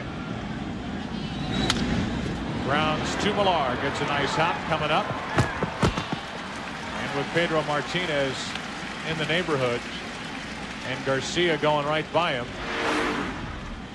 1 out in the top of this 7th. You go back to the double play hit into by Ramirez.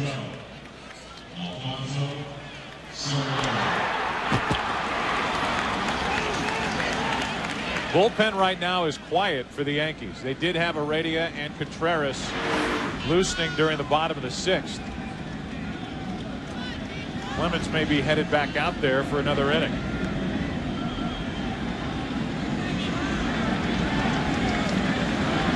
Soriano out in front of it, strike 1. It seems to me that the one thing that Joe Torre wants to get away from is to taking Roger Clemens out during an inning. I think that's why Heredia is now back up and throwing. Clemens is in the clubhouse. He's not on the Yankee bench, and he could be finished for the night. That could be his last pitch at Fenway Park, that double play ball to Manny Ramirez.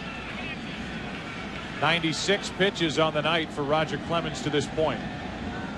And he has done brilliant work here tonight, all things considered.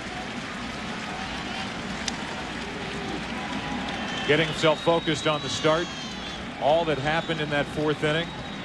Coming back here and pitching for the final time. And right now, after 6 innings in this all-important game 3 with a series tie, the Yankees lead by 2 here in the 7th inning. 1-2 to Soriano. 2-2. I think out of respect for Roger Clemens, the reason Torre thinks that is fairly clear. He doesn't want a negative reaction to Roger Clemens his last time he pitches at Fenway Park. 2 out. That may be, but if the Yankees go to the bullpen and it's Felix Heredia on the mound in the 7th inning,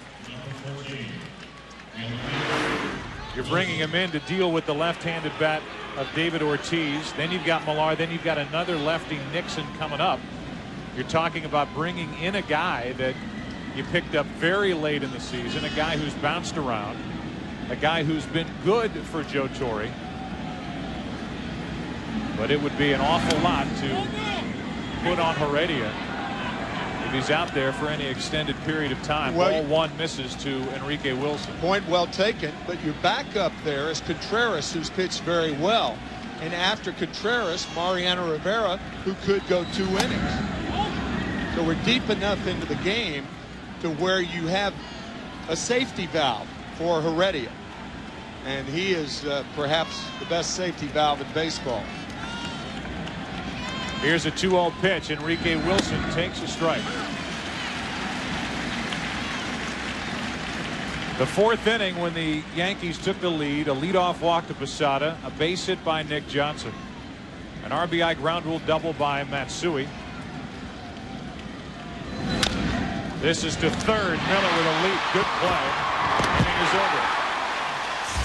A double play hit into by Soriano in that 4th inning. The Yankees took a 2-run lead. They still lead by 2 as it's time to stretch in Boston.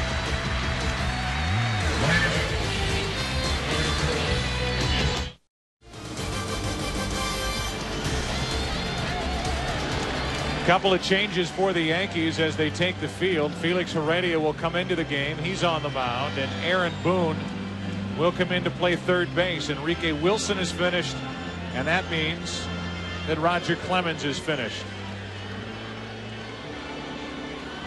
We go back to the end of August when Roger Clemens left on the winning side.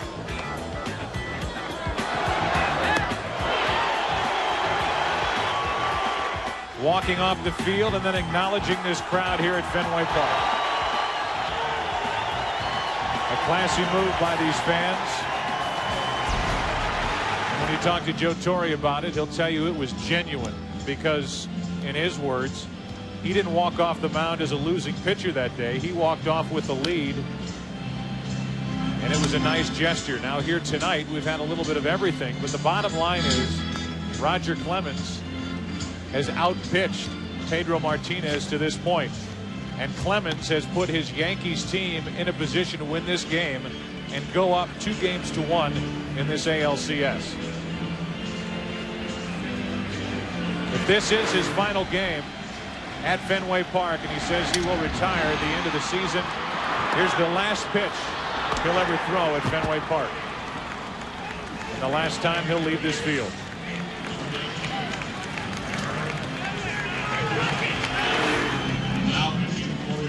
So Felix Heredia is into the game, and he is in to try to handle David Ortiz, with Jose Contreras getting loose out in the Yankee bullpen.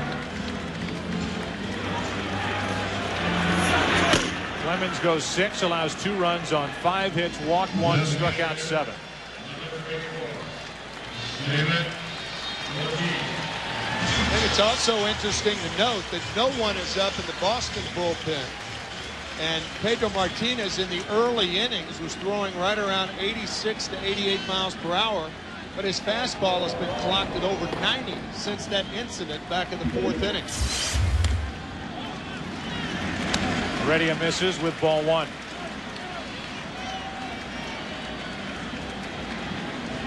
Felix Heredia was picked up off waivers from Cincinnati at the end of August. Jams Ortiz, who fouls it off his foot. It's 1-1. With the Yankees, he got into 12 games, an ERA of 1.20.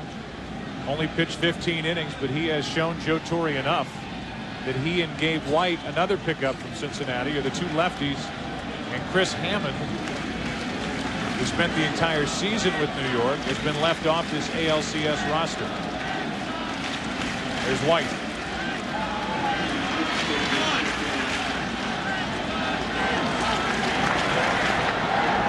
David Ortiz was hit on his left foot in Thursday night's game, hit by the pitch. Now he gets one off his right foot.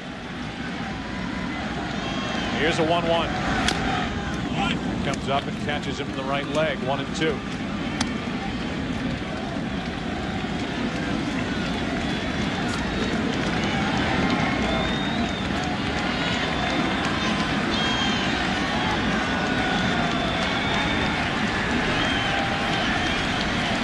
Two runs and only 5 hits tonight for the Red Sox.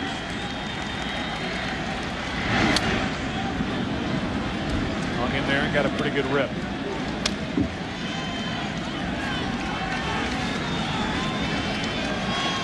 See the 4 runs on 6 hits. The Yankees don't have a hit since that 4th inning.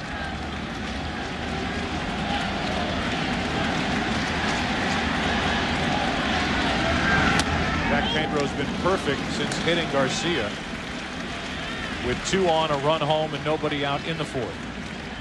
One of the key pitches for Martinez so far tonight, that double play ball by Soriano. With the bases loaded, nobody out. The Yankees up by 2. Full count.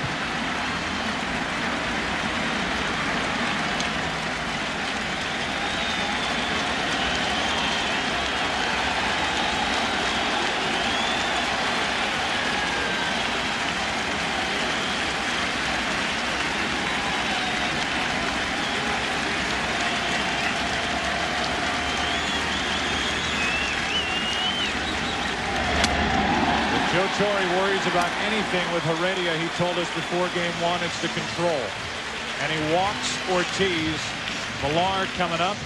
And that will be it for Felix Heredia.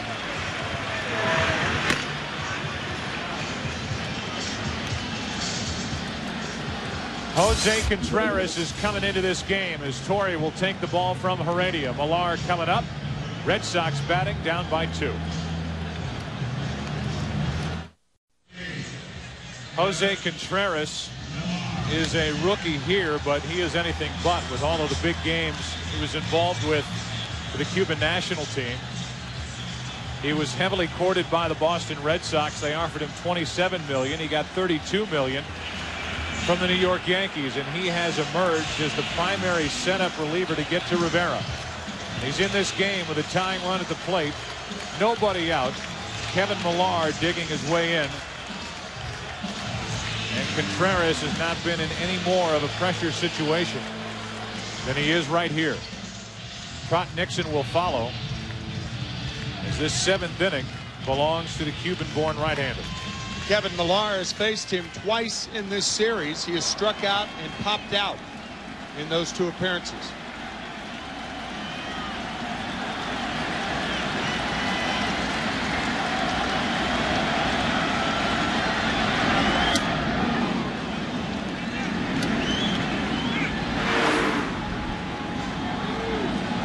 I initially thought that was a splitter, but it was a slider. A high one in a dangerous position.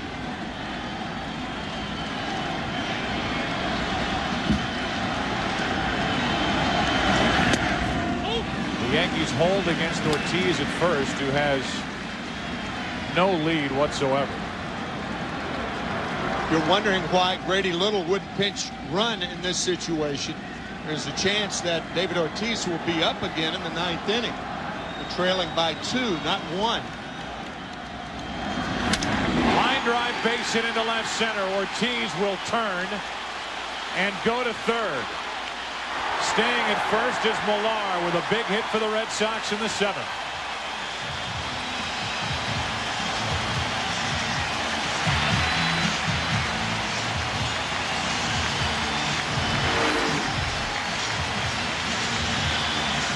All on the back part of the plate, and Bernie Williams makes a very nice play here, getting to the ball in time to hold Millard to first base.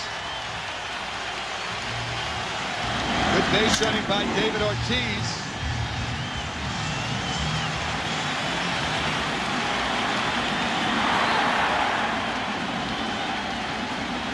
That brings in Trot Nixon.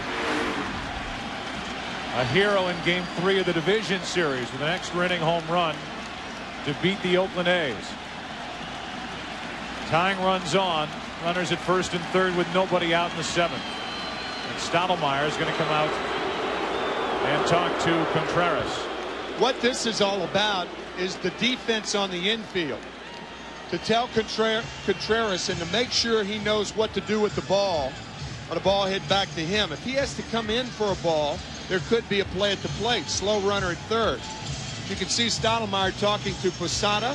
He's talking to Contreras, and the captain of the Yankees, Jeter, shaking his head yes as Aaron Boone and Nick Johnson go over what they're going to do. I mean, I think right here you're going to give up the run without a doubt, and you're going to go for the double play, but it is to guard against that slow roller, that chopper. Because Ortiz is going to be going on contact, without a doubt. He knows they're going for the double play. Here is Nixon, and here is that home run in the division series, Game 3.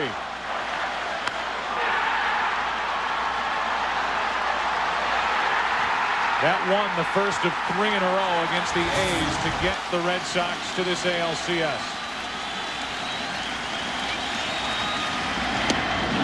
Huge rip by Nixon.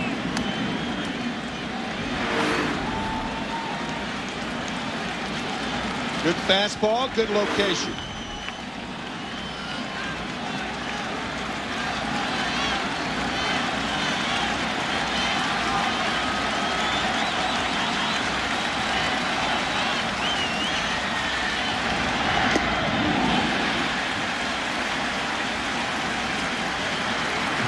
Millar, who's the tying run, was on his toes, and if that pitch scored it away at all from Posada, he was going. A lot of pressure on Posada because of that split finger fastball. If it's that tough to hit, it's that tough to catch.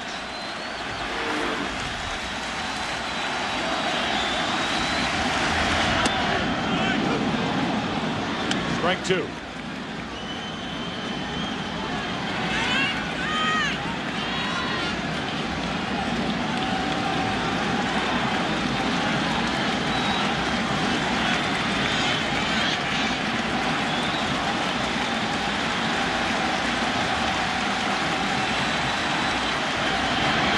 Hard hit.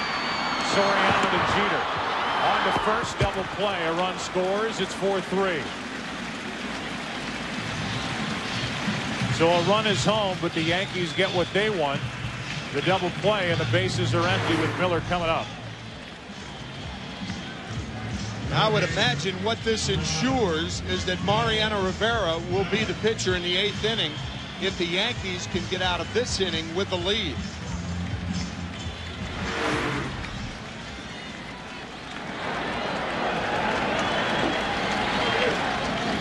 Bill Miller now 0 for 2. 19 home runs during the regular season. Ball 1. What may have been overlooked was that terrific at bat by David Ortiz in this inning. I mean, to count 1 and 2, a tough left-hander out on the mound in Felix Heredia, and he coaxed a walk out of Heredia and ended up scoring. And the play by Bernie Williams that you mentioned. Yeah, right. To keep the double play in order. 1 ball, 1 strike on Miller.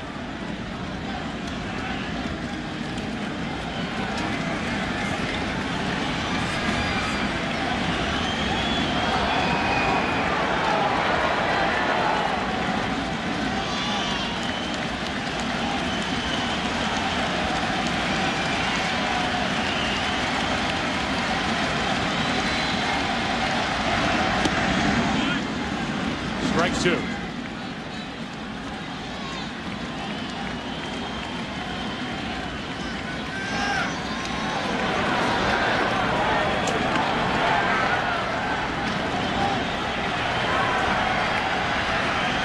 Series even at a game apiece. Yankees leading this one 4-3, and Miller stays up there. I find it interesting that Pedro Martinez is still in the dugout and the Red Sox with action in their bullpen. Martinez was not going back out there. I would assume he'd be in the clubhouse by now. Mike Timlin warming for the Sox. 2-2 on Miller with a bigger home run threat. Veritek, who has hit 3 in this postseason, on deck.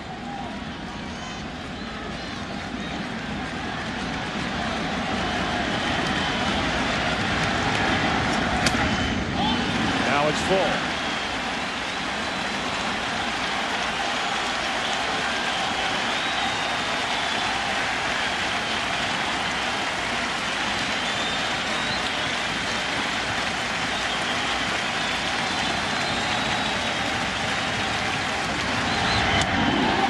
Tying run is on.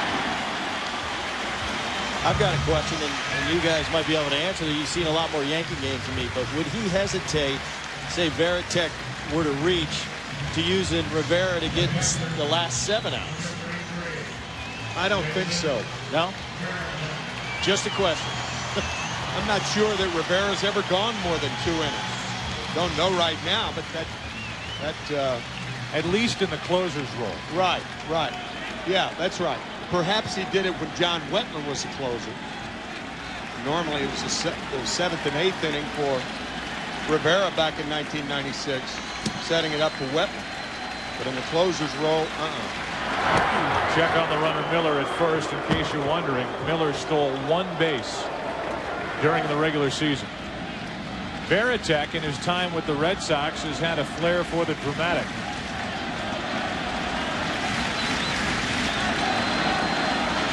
He's at the plate with a tying run at first.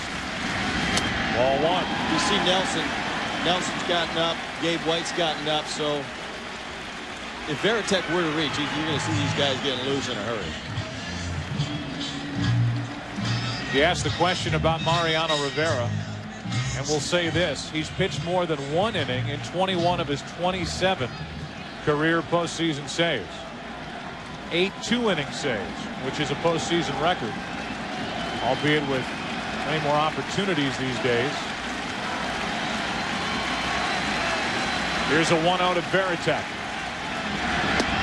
Looking to crank. I think the picture of him sitting down answering that question. Split finger pitch from Contreras, and it dived out of the strike zone. Varitek missed it by 20. 2 walks in the inning, a hit, but a double play mixed in off the bat of Nixon. It's a 4-3 game. And a little flare down the left field line for Boone. That ends the inning. A foul ball picked up by Aaron Boone. A little leap, a catch, a run for the Red Sox. And after 7 in Boston, Yankees lead is now 1.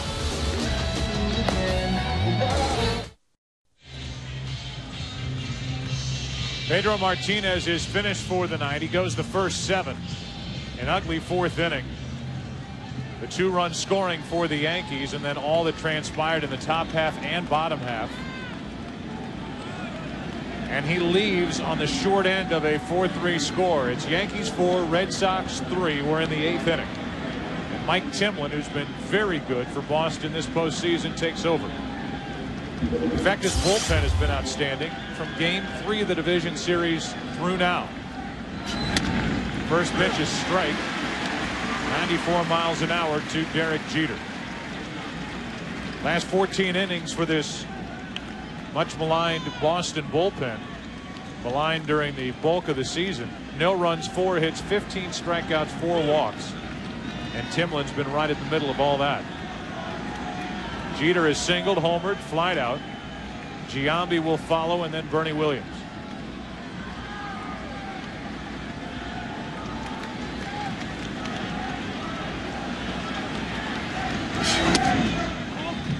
One ball, 1 strike.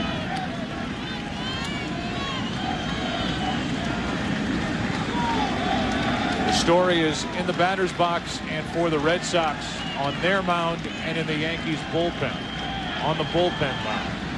The 1-1 pitch. Good pitch, strike 2. Mariano Rivera is getting ready for the Yankees out in their bullpen.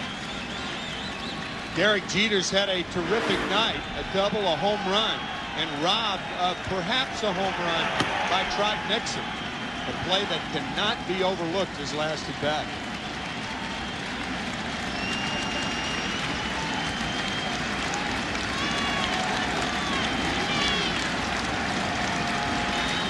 Here's a 1-2.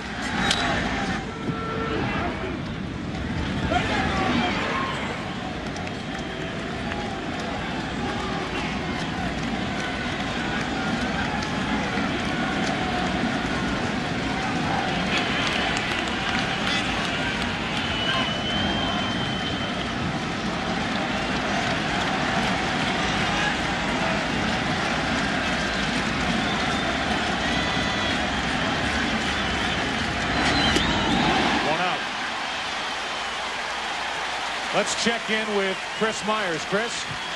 Yeah, Joe, just a health check on Don Zimmer. We spoke with him in between innings. He said he's fine. He got some water. He was a bit dizzy after the incident when he charged Martinez and was thrown to the ground. He said that somebody took a swing at me, didn't name Martinez by name, and wouldn't repeat what he said to Martinez. But at age 72, with the metal plate in his head, Don Zimmer up and still feisty after all these years.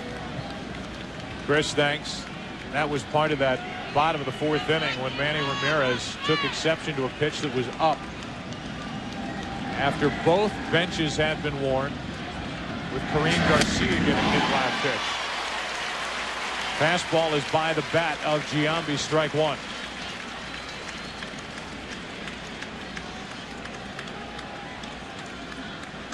Jason hitless tonight, 2 out of 9 in this ALCS. Top of the order will bat for Boston in the bottom of this 8th. It appears they'll be dealing with Mariano Rivera.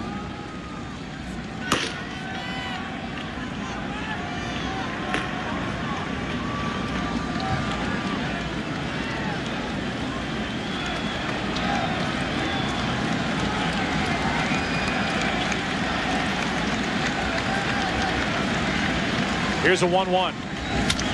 Right at the shortstop, Garcia Paula. Time to recover and get the out. On the other side of the bag, Giambi hits it right into the teeth of that defense. 2 out. Only a guy with a gun for an arm can make a play like that when the ball bounces that far in front of him. Nomar throwing side saddle, whips out Giambi.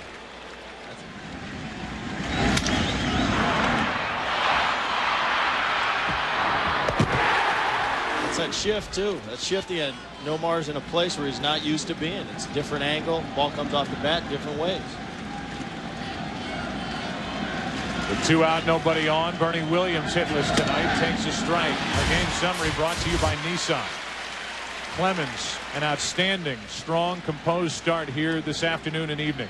Pedro Martinez got through 7 solid innings, but 4 runs on 6 hits. Jeter tied it with a home run in the 3rd. And it was the 4th inning. Top of the 4th, the Yankees took the lead. Bottom of the 4th, the bench is empty. Now it's 0-2 on Williams as Timlin's trying to turn in another scoreless inning.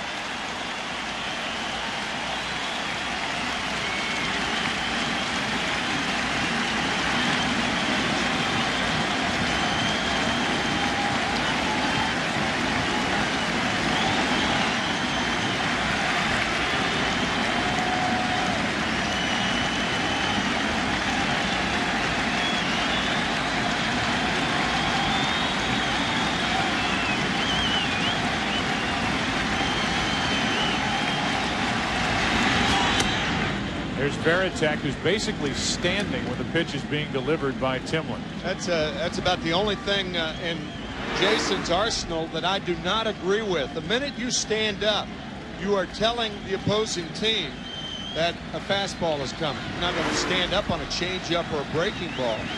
But he does that so prematurely that it's easy to pick up a pitch like that.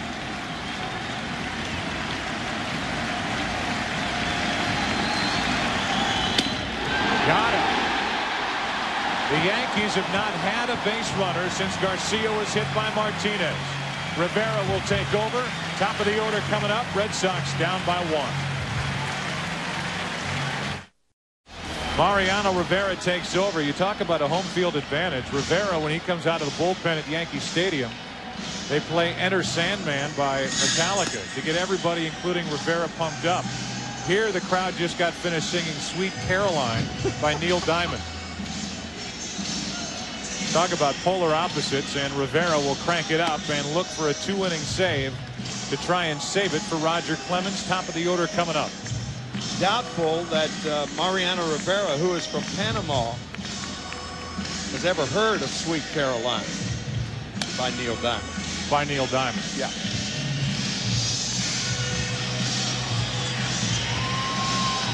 Johnny Damon walks in. What a return to the lineup. 3 for 3. He scored a run tonight. And before the game, I hurt my eye on the baseball field. Can I get a kiss? Jackson and Maddie. Thank you. I apologize. Thank you. A kiss on the boo-boo for good luck. And he steps in. He'll need it against Mariano Rivera.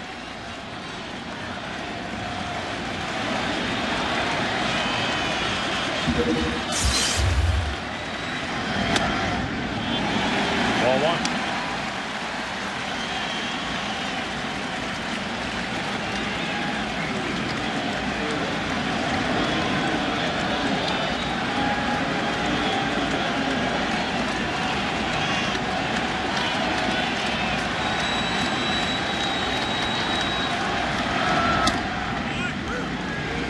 Rivera, who blew 2 saves against the Red Sox this season. 1 ball, 1 strike. Thing about Rivera, remarkable control. Inside, outside, same speed. That was a cutter that missed.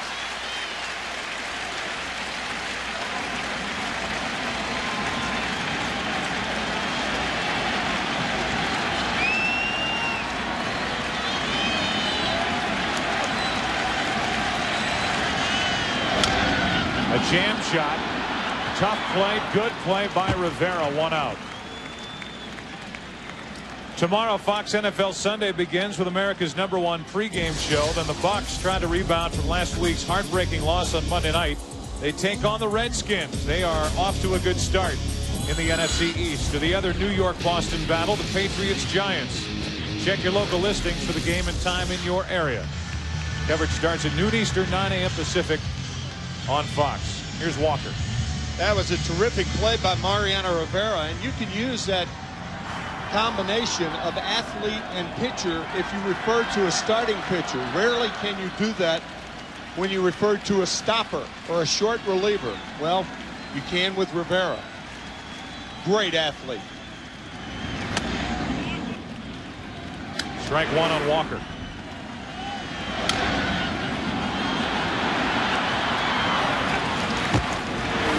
However, as a hitter, I don't like to refer to him as that.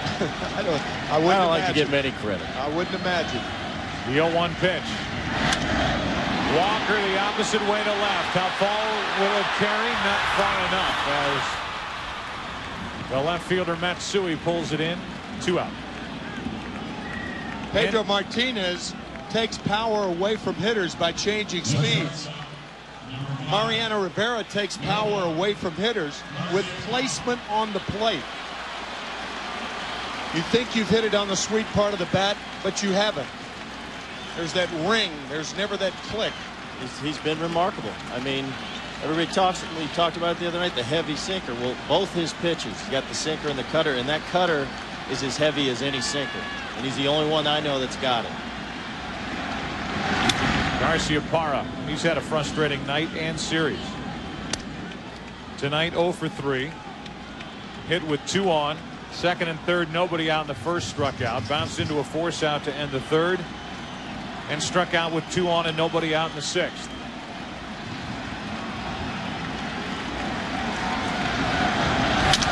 To the shortstop, Jeter.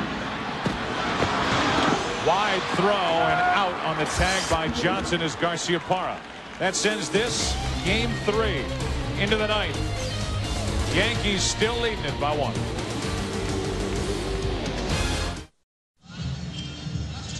Alan Embry takes over as we begin the 9th inning. He's the 3rd pitcher of the night. Martinez, a perfect 8th inning, and the Red Sox are coming to expect that from Mike Timlin. Another strong piece of work, and now it's Embry. Embry will deal with Posada, Nick Johnson, and Hideki Matsui. They're the numbers this postseason for Embry. The new MLB Authentic Collection performance batting jerseys and caps are here. Now anyone can get them. Just visit MLB.com. We talked about the importance of getting a win in Game 1 for the Red Sox behind Wakefield in New York. They did it with their number 3 pitcher. Lowe did not have enough to beat Pettit in Game 2, so the series came here, and the Red Sox were able to go with their #1 starter, Pedro Martinez, against the Yankees, quote-unquote, #3. But I think anybody would categorize Clemens a 1 or 1A on any staff. It just so happens he's on a deep staff with that rotation, and the depth of that rotation could easily be the difference in this series. Because of the 5-game division series, everything was upside down for the Red Sox. The Yankees got rest. They had things line up the way they wanted them lined up. They went Messina, Pettit, Clemens this afternoon, and David Wells will go tomorrow night. Joe, you talked in the opening this evening about the fact that if it goes 7 games, then the Red Sox would have Pedro Martinez pitching against them. Well, the Yankees would have Roger Clemens also. Let's go, Red Sox! Let's go, Red Sox! A win here tonight by the Yankees would guarantee that at worst they get the series back to the Bronx in Yankee Stadium, as the Cubs did last night with that extra inning win down in Florida. They are assured that if they need to go deep in the series, they'll have the last action of it at Wrigley Field. They come up after this game. Dontrell Willis, that great young left-hander, against Matt Clement. 1 ball, 1 strike on Nick Johnson. Dontrell Willis with as much charisma as any young player coming into the major leagues in the last 2 decades. And he can hit. Yeah.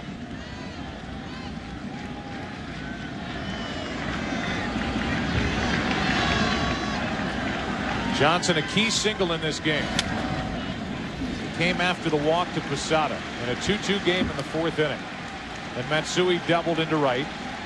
That scored 1 run. The Yankees had a 3-2 lead, and then after Garcia was hit by Pedro Martinez to load him up, Soriano bounced into a double play to force home a run and give the Yankees a 4-2 lead. It's now 4-3.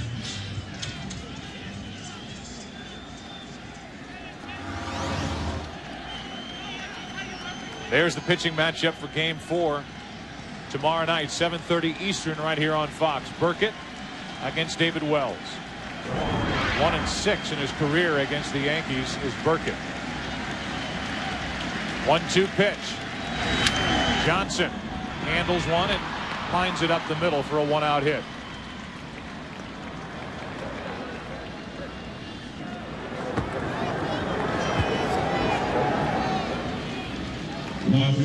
Here's Matsui.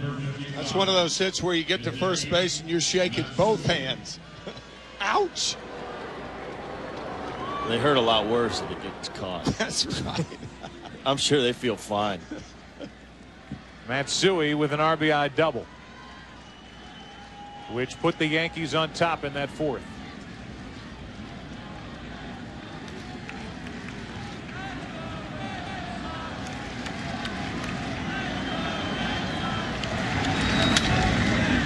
Good fastball by Embry, strike 1. In case you're wondering if, because of that 1-6 lifetime record against the Yankees for Burkett, Grady Little toyed with the idea of going with Jeff Suppan, who was a trading deadline pickup from Pittsburgh, who pitched very well for the Pirates, did not pitch so well for the Red Sox. Grady Little said absolutely not. I'm going with Burkett. I don't care about the numbers. Throw them away. It's a different time of year.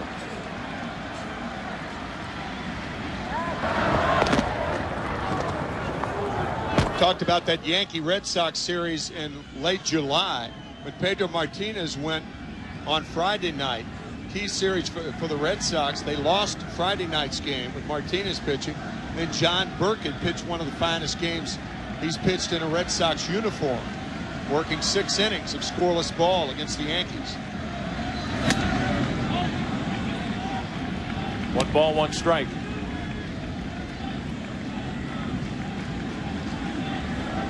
Ruben Sierra has come into the on-deck circle. Kareem Garcia's spot is due up next.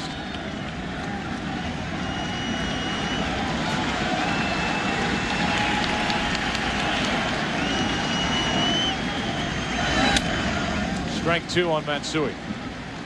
Coming up next, Game 4 starters for the National League Championship Series will be Clement and Dontrelle Willis. Willis has struggled in his 2 postseason starts this year. And Matt Clement struggled in the middle innings in his lone start against Atlanta.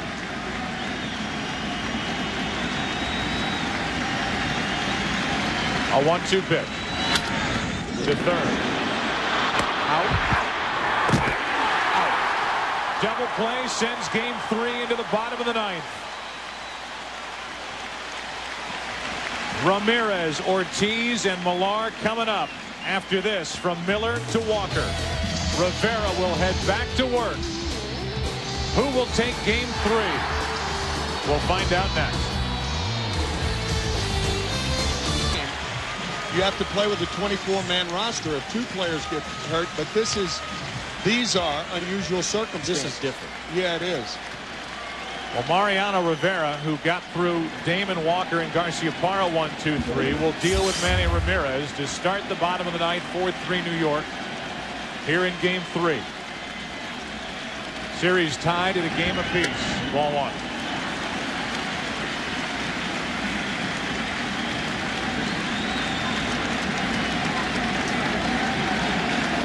Ramirez with good power the other way. Rivera a hard thrower. Chances of him hitting the ball to right field better than him pulling the ball.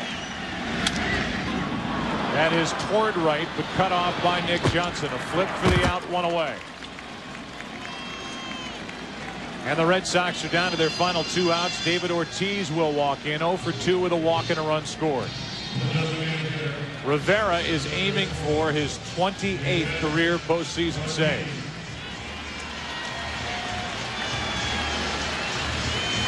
What we're being told about the person who was out in the bullpen is that it was a groundskeeper employed here at Fenway Park. So as opposed to a fan jumping in, it's a groundskeeper who was in the middle of it, employed by Fenway Park. The report we are getting at this point with what just transpired out in right field as Ortiz takes it up and in, ball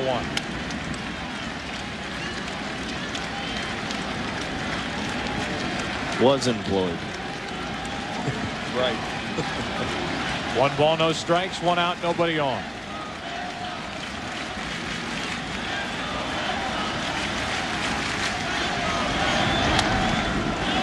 Two 2-0 on Ortiz. Problem with a guy like Ortiz, if you miss down in the strike zone, Rivera trying to go in at the hands, but if you miss down, that's his home run ball. Rivera rarely misses down. This important game 3. Hammered and caught. Diving catch by Nick Johnson. In foul territory, guarding the line. And Nick Johnson brings in out number 2 in the 9th. Almost straddling the line. What a play by Nick Johnson. Great play. And that's the thing with Rivera for those lefties. I mean, that ball's hit hard, but as you saw, it's foul. It's just so hard to keep that ball fair the way it cuts in on your hands. And usually lefty, that's the best you can do, is hit a ball as hard as you can, foul. Now it's Millar, the last chance for the Red Sox. Takes a strike.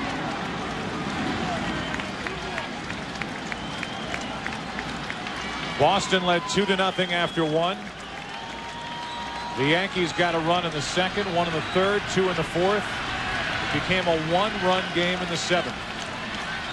And now with 2 out, here's the 0-1 to Millar.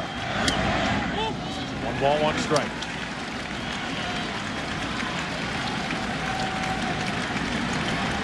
Roger Clemens is in line for the victory. Pedro Martinez the loss.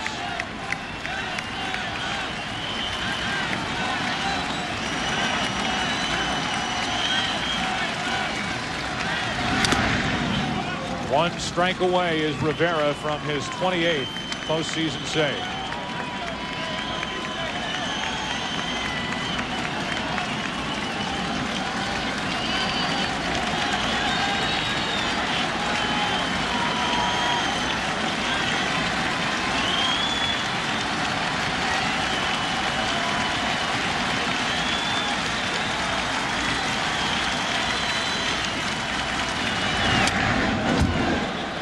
2-2. Millard just trying to extend this for Trot Nixon. Tying run is at the plate. 2 out. Bottom of the ninth. 2 balls, 2 strikes.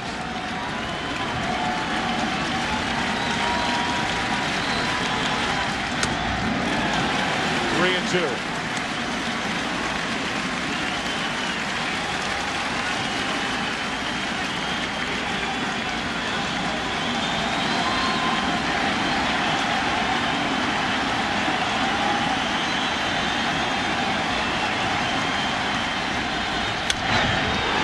Into center field for Bernie Williams. And the New York Yankees have taken game 3. The highly anticipated matchup of Roger Clemens and Pedro Martinez ends in favor of the New York Yankees. Emotions running high, no doubt. The final pitch and the final out of this game. And this will definitely go down as an intense and memorable day in the long, serious rivalry between the Red Sox and the Yankees. Yeah, unrest has existed between these two teams since the Babe Ruth trade, and tonight's game, an example of how it will continue to exist over the next century. It was an ugly 4th inning. It was an important 4th inning for the New York Yankees. That's when they took the lead for good. Clemens, Contreras, and Mariano Rivera good enough to hang on to that lead as the Yankees win by a final of 4-3.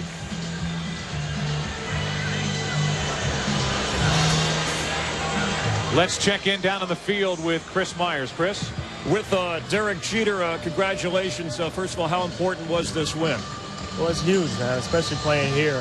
You know, you got to take the approach that every game is huge, and this one won't mean anything unless we come out tomorrow ready to go. Have you ever been around a more bizarre set of circumstances from the 4th inning, even to the bullpen incident? What happened to Garcia, do you know? You know what, I didn't see what happened, but it was more bizarre last time we played here in the playoffs in '99 when they started throwing things on the field. So some weird things happen when these two teams go at it. And was the team inspired at all when Don Zimmer was thrown to the ground by Martinez, even though it appeared he rushed Pedro? Well, I don't know about inspired. You don't really need any inspiration. It's unfortunate. I mean, that whole incident was unfortunate. But, you know, just move on and come out back tomorrow. Okay, thanks very much. All right, we'll see you tomorrow night. Joe Torre is also with us. Hey, Joe, congratulations on a very unusual evening. Just another bizarre set of circumstances. How's Don Zimmer, by the way? I think he's got a little muscle pull, but thank God. I mean, I missed that whole thing because I was in the middle of that scrum out there. But what was your recollection of what caused that? Were you worried they were taking away the inside part of the plate for Roger?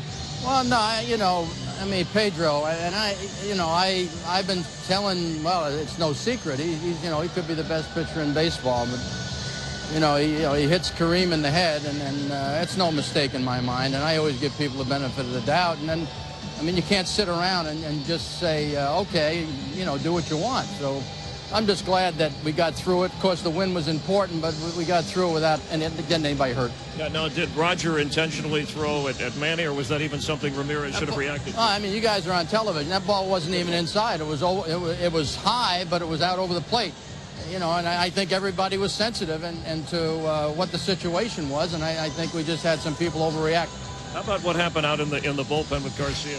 I had no clue. I mean, I went out there and Sergio, I mean, Kareem said that it's like a fan jumped out of the stands and hit him or got to I don't know that. I know his hand was cut because I guess he maybe landed a punch and he couldn't get the bleeding to stop. So he'll be able to play tomorrow night if you need him. Yeah, I'm sure he will. Any special significance with Roger and the amount of innings and the situation when you took him out, how you left him in? He had that big double play ball on Ramirez in the 6th. I'll tell you, this man is something. He has shown us over the years he's been here how he can rise to the occasion. But I just felt, even though he hadn't thrown 100 pitches, Chris, the emotion of the evening, I think, drained him more so than the pitch count. And briefly, do you expect any fallout tomorrow night off of what we saw tonight in terms of the extracurricular activities? Well, we're here to play baseball, you know, and we certainly, you know, that's first and foremost in our mind. I mean, you know, we win 2 more games, we get to go to the World Series, and that's more special than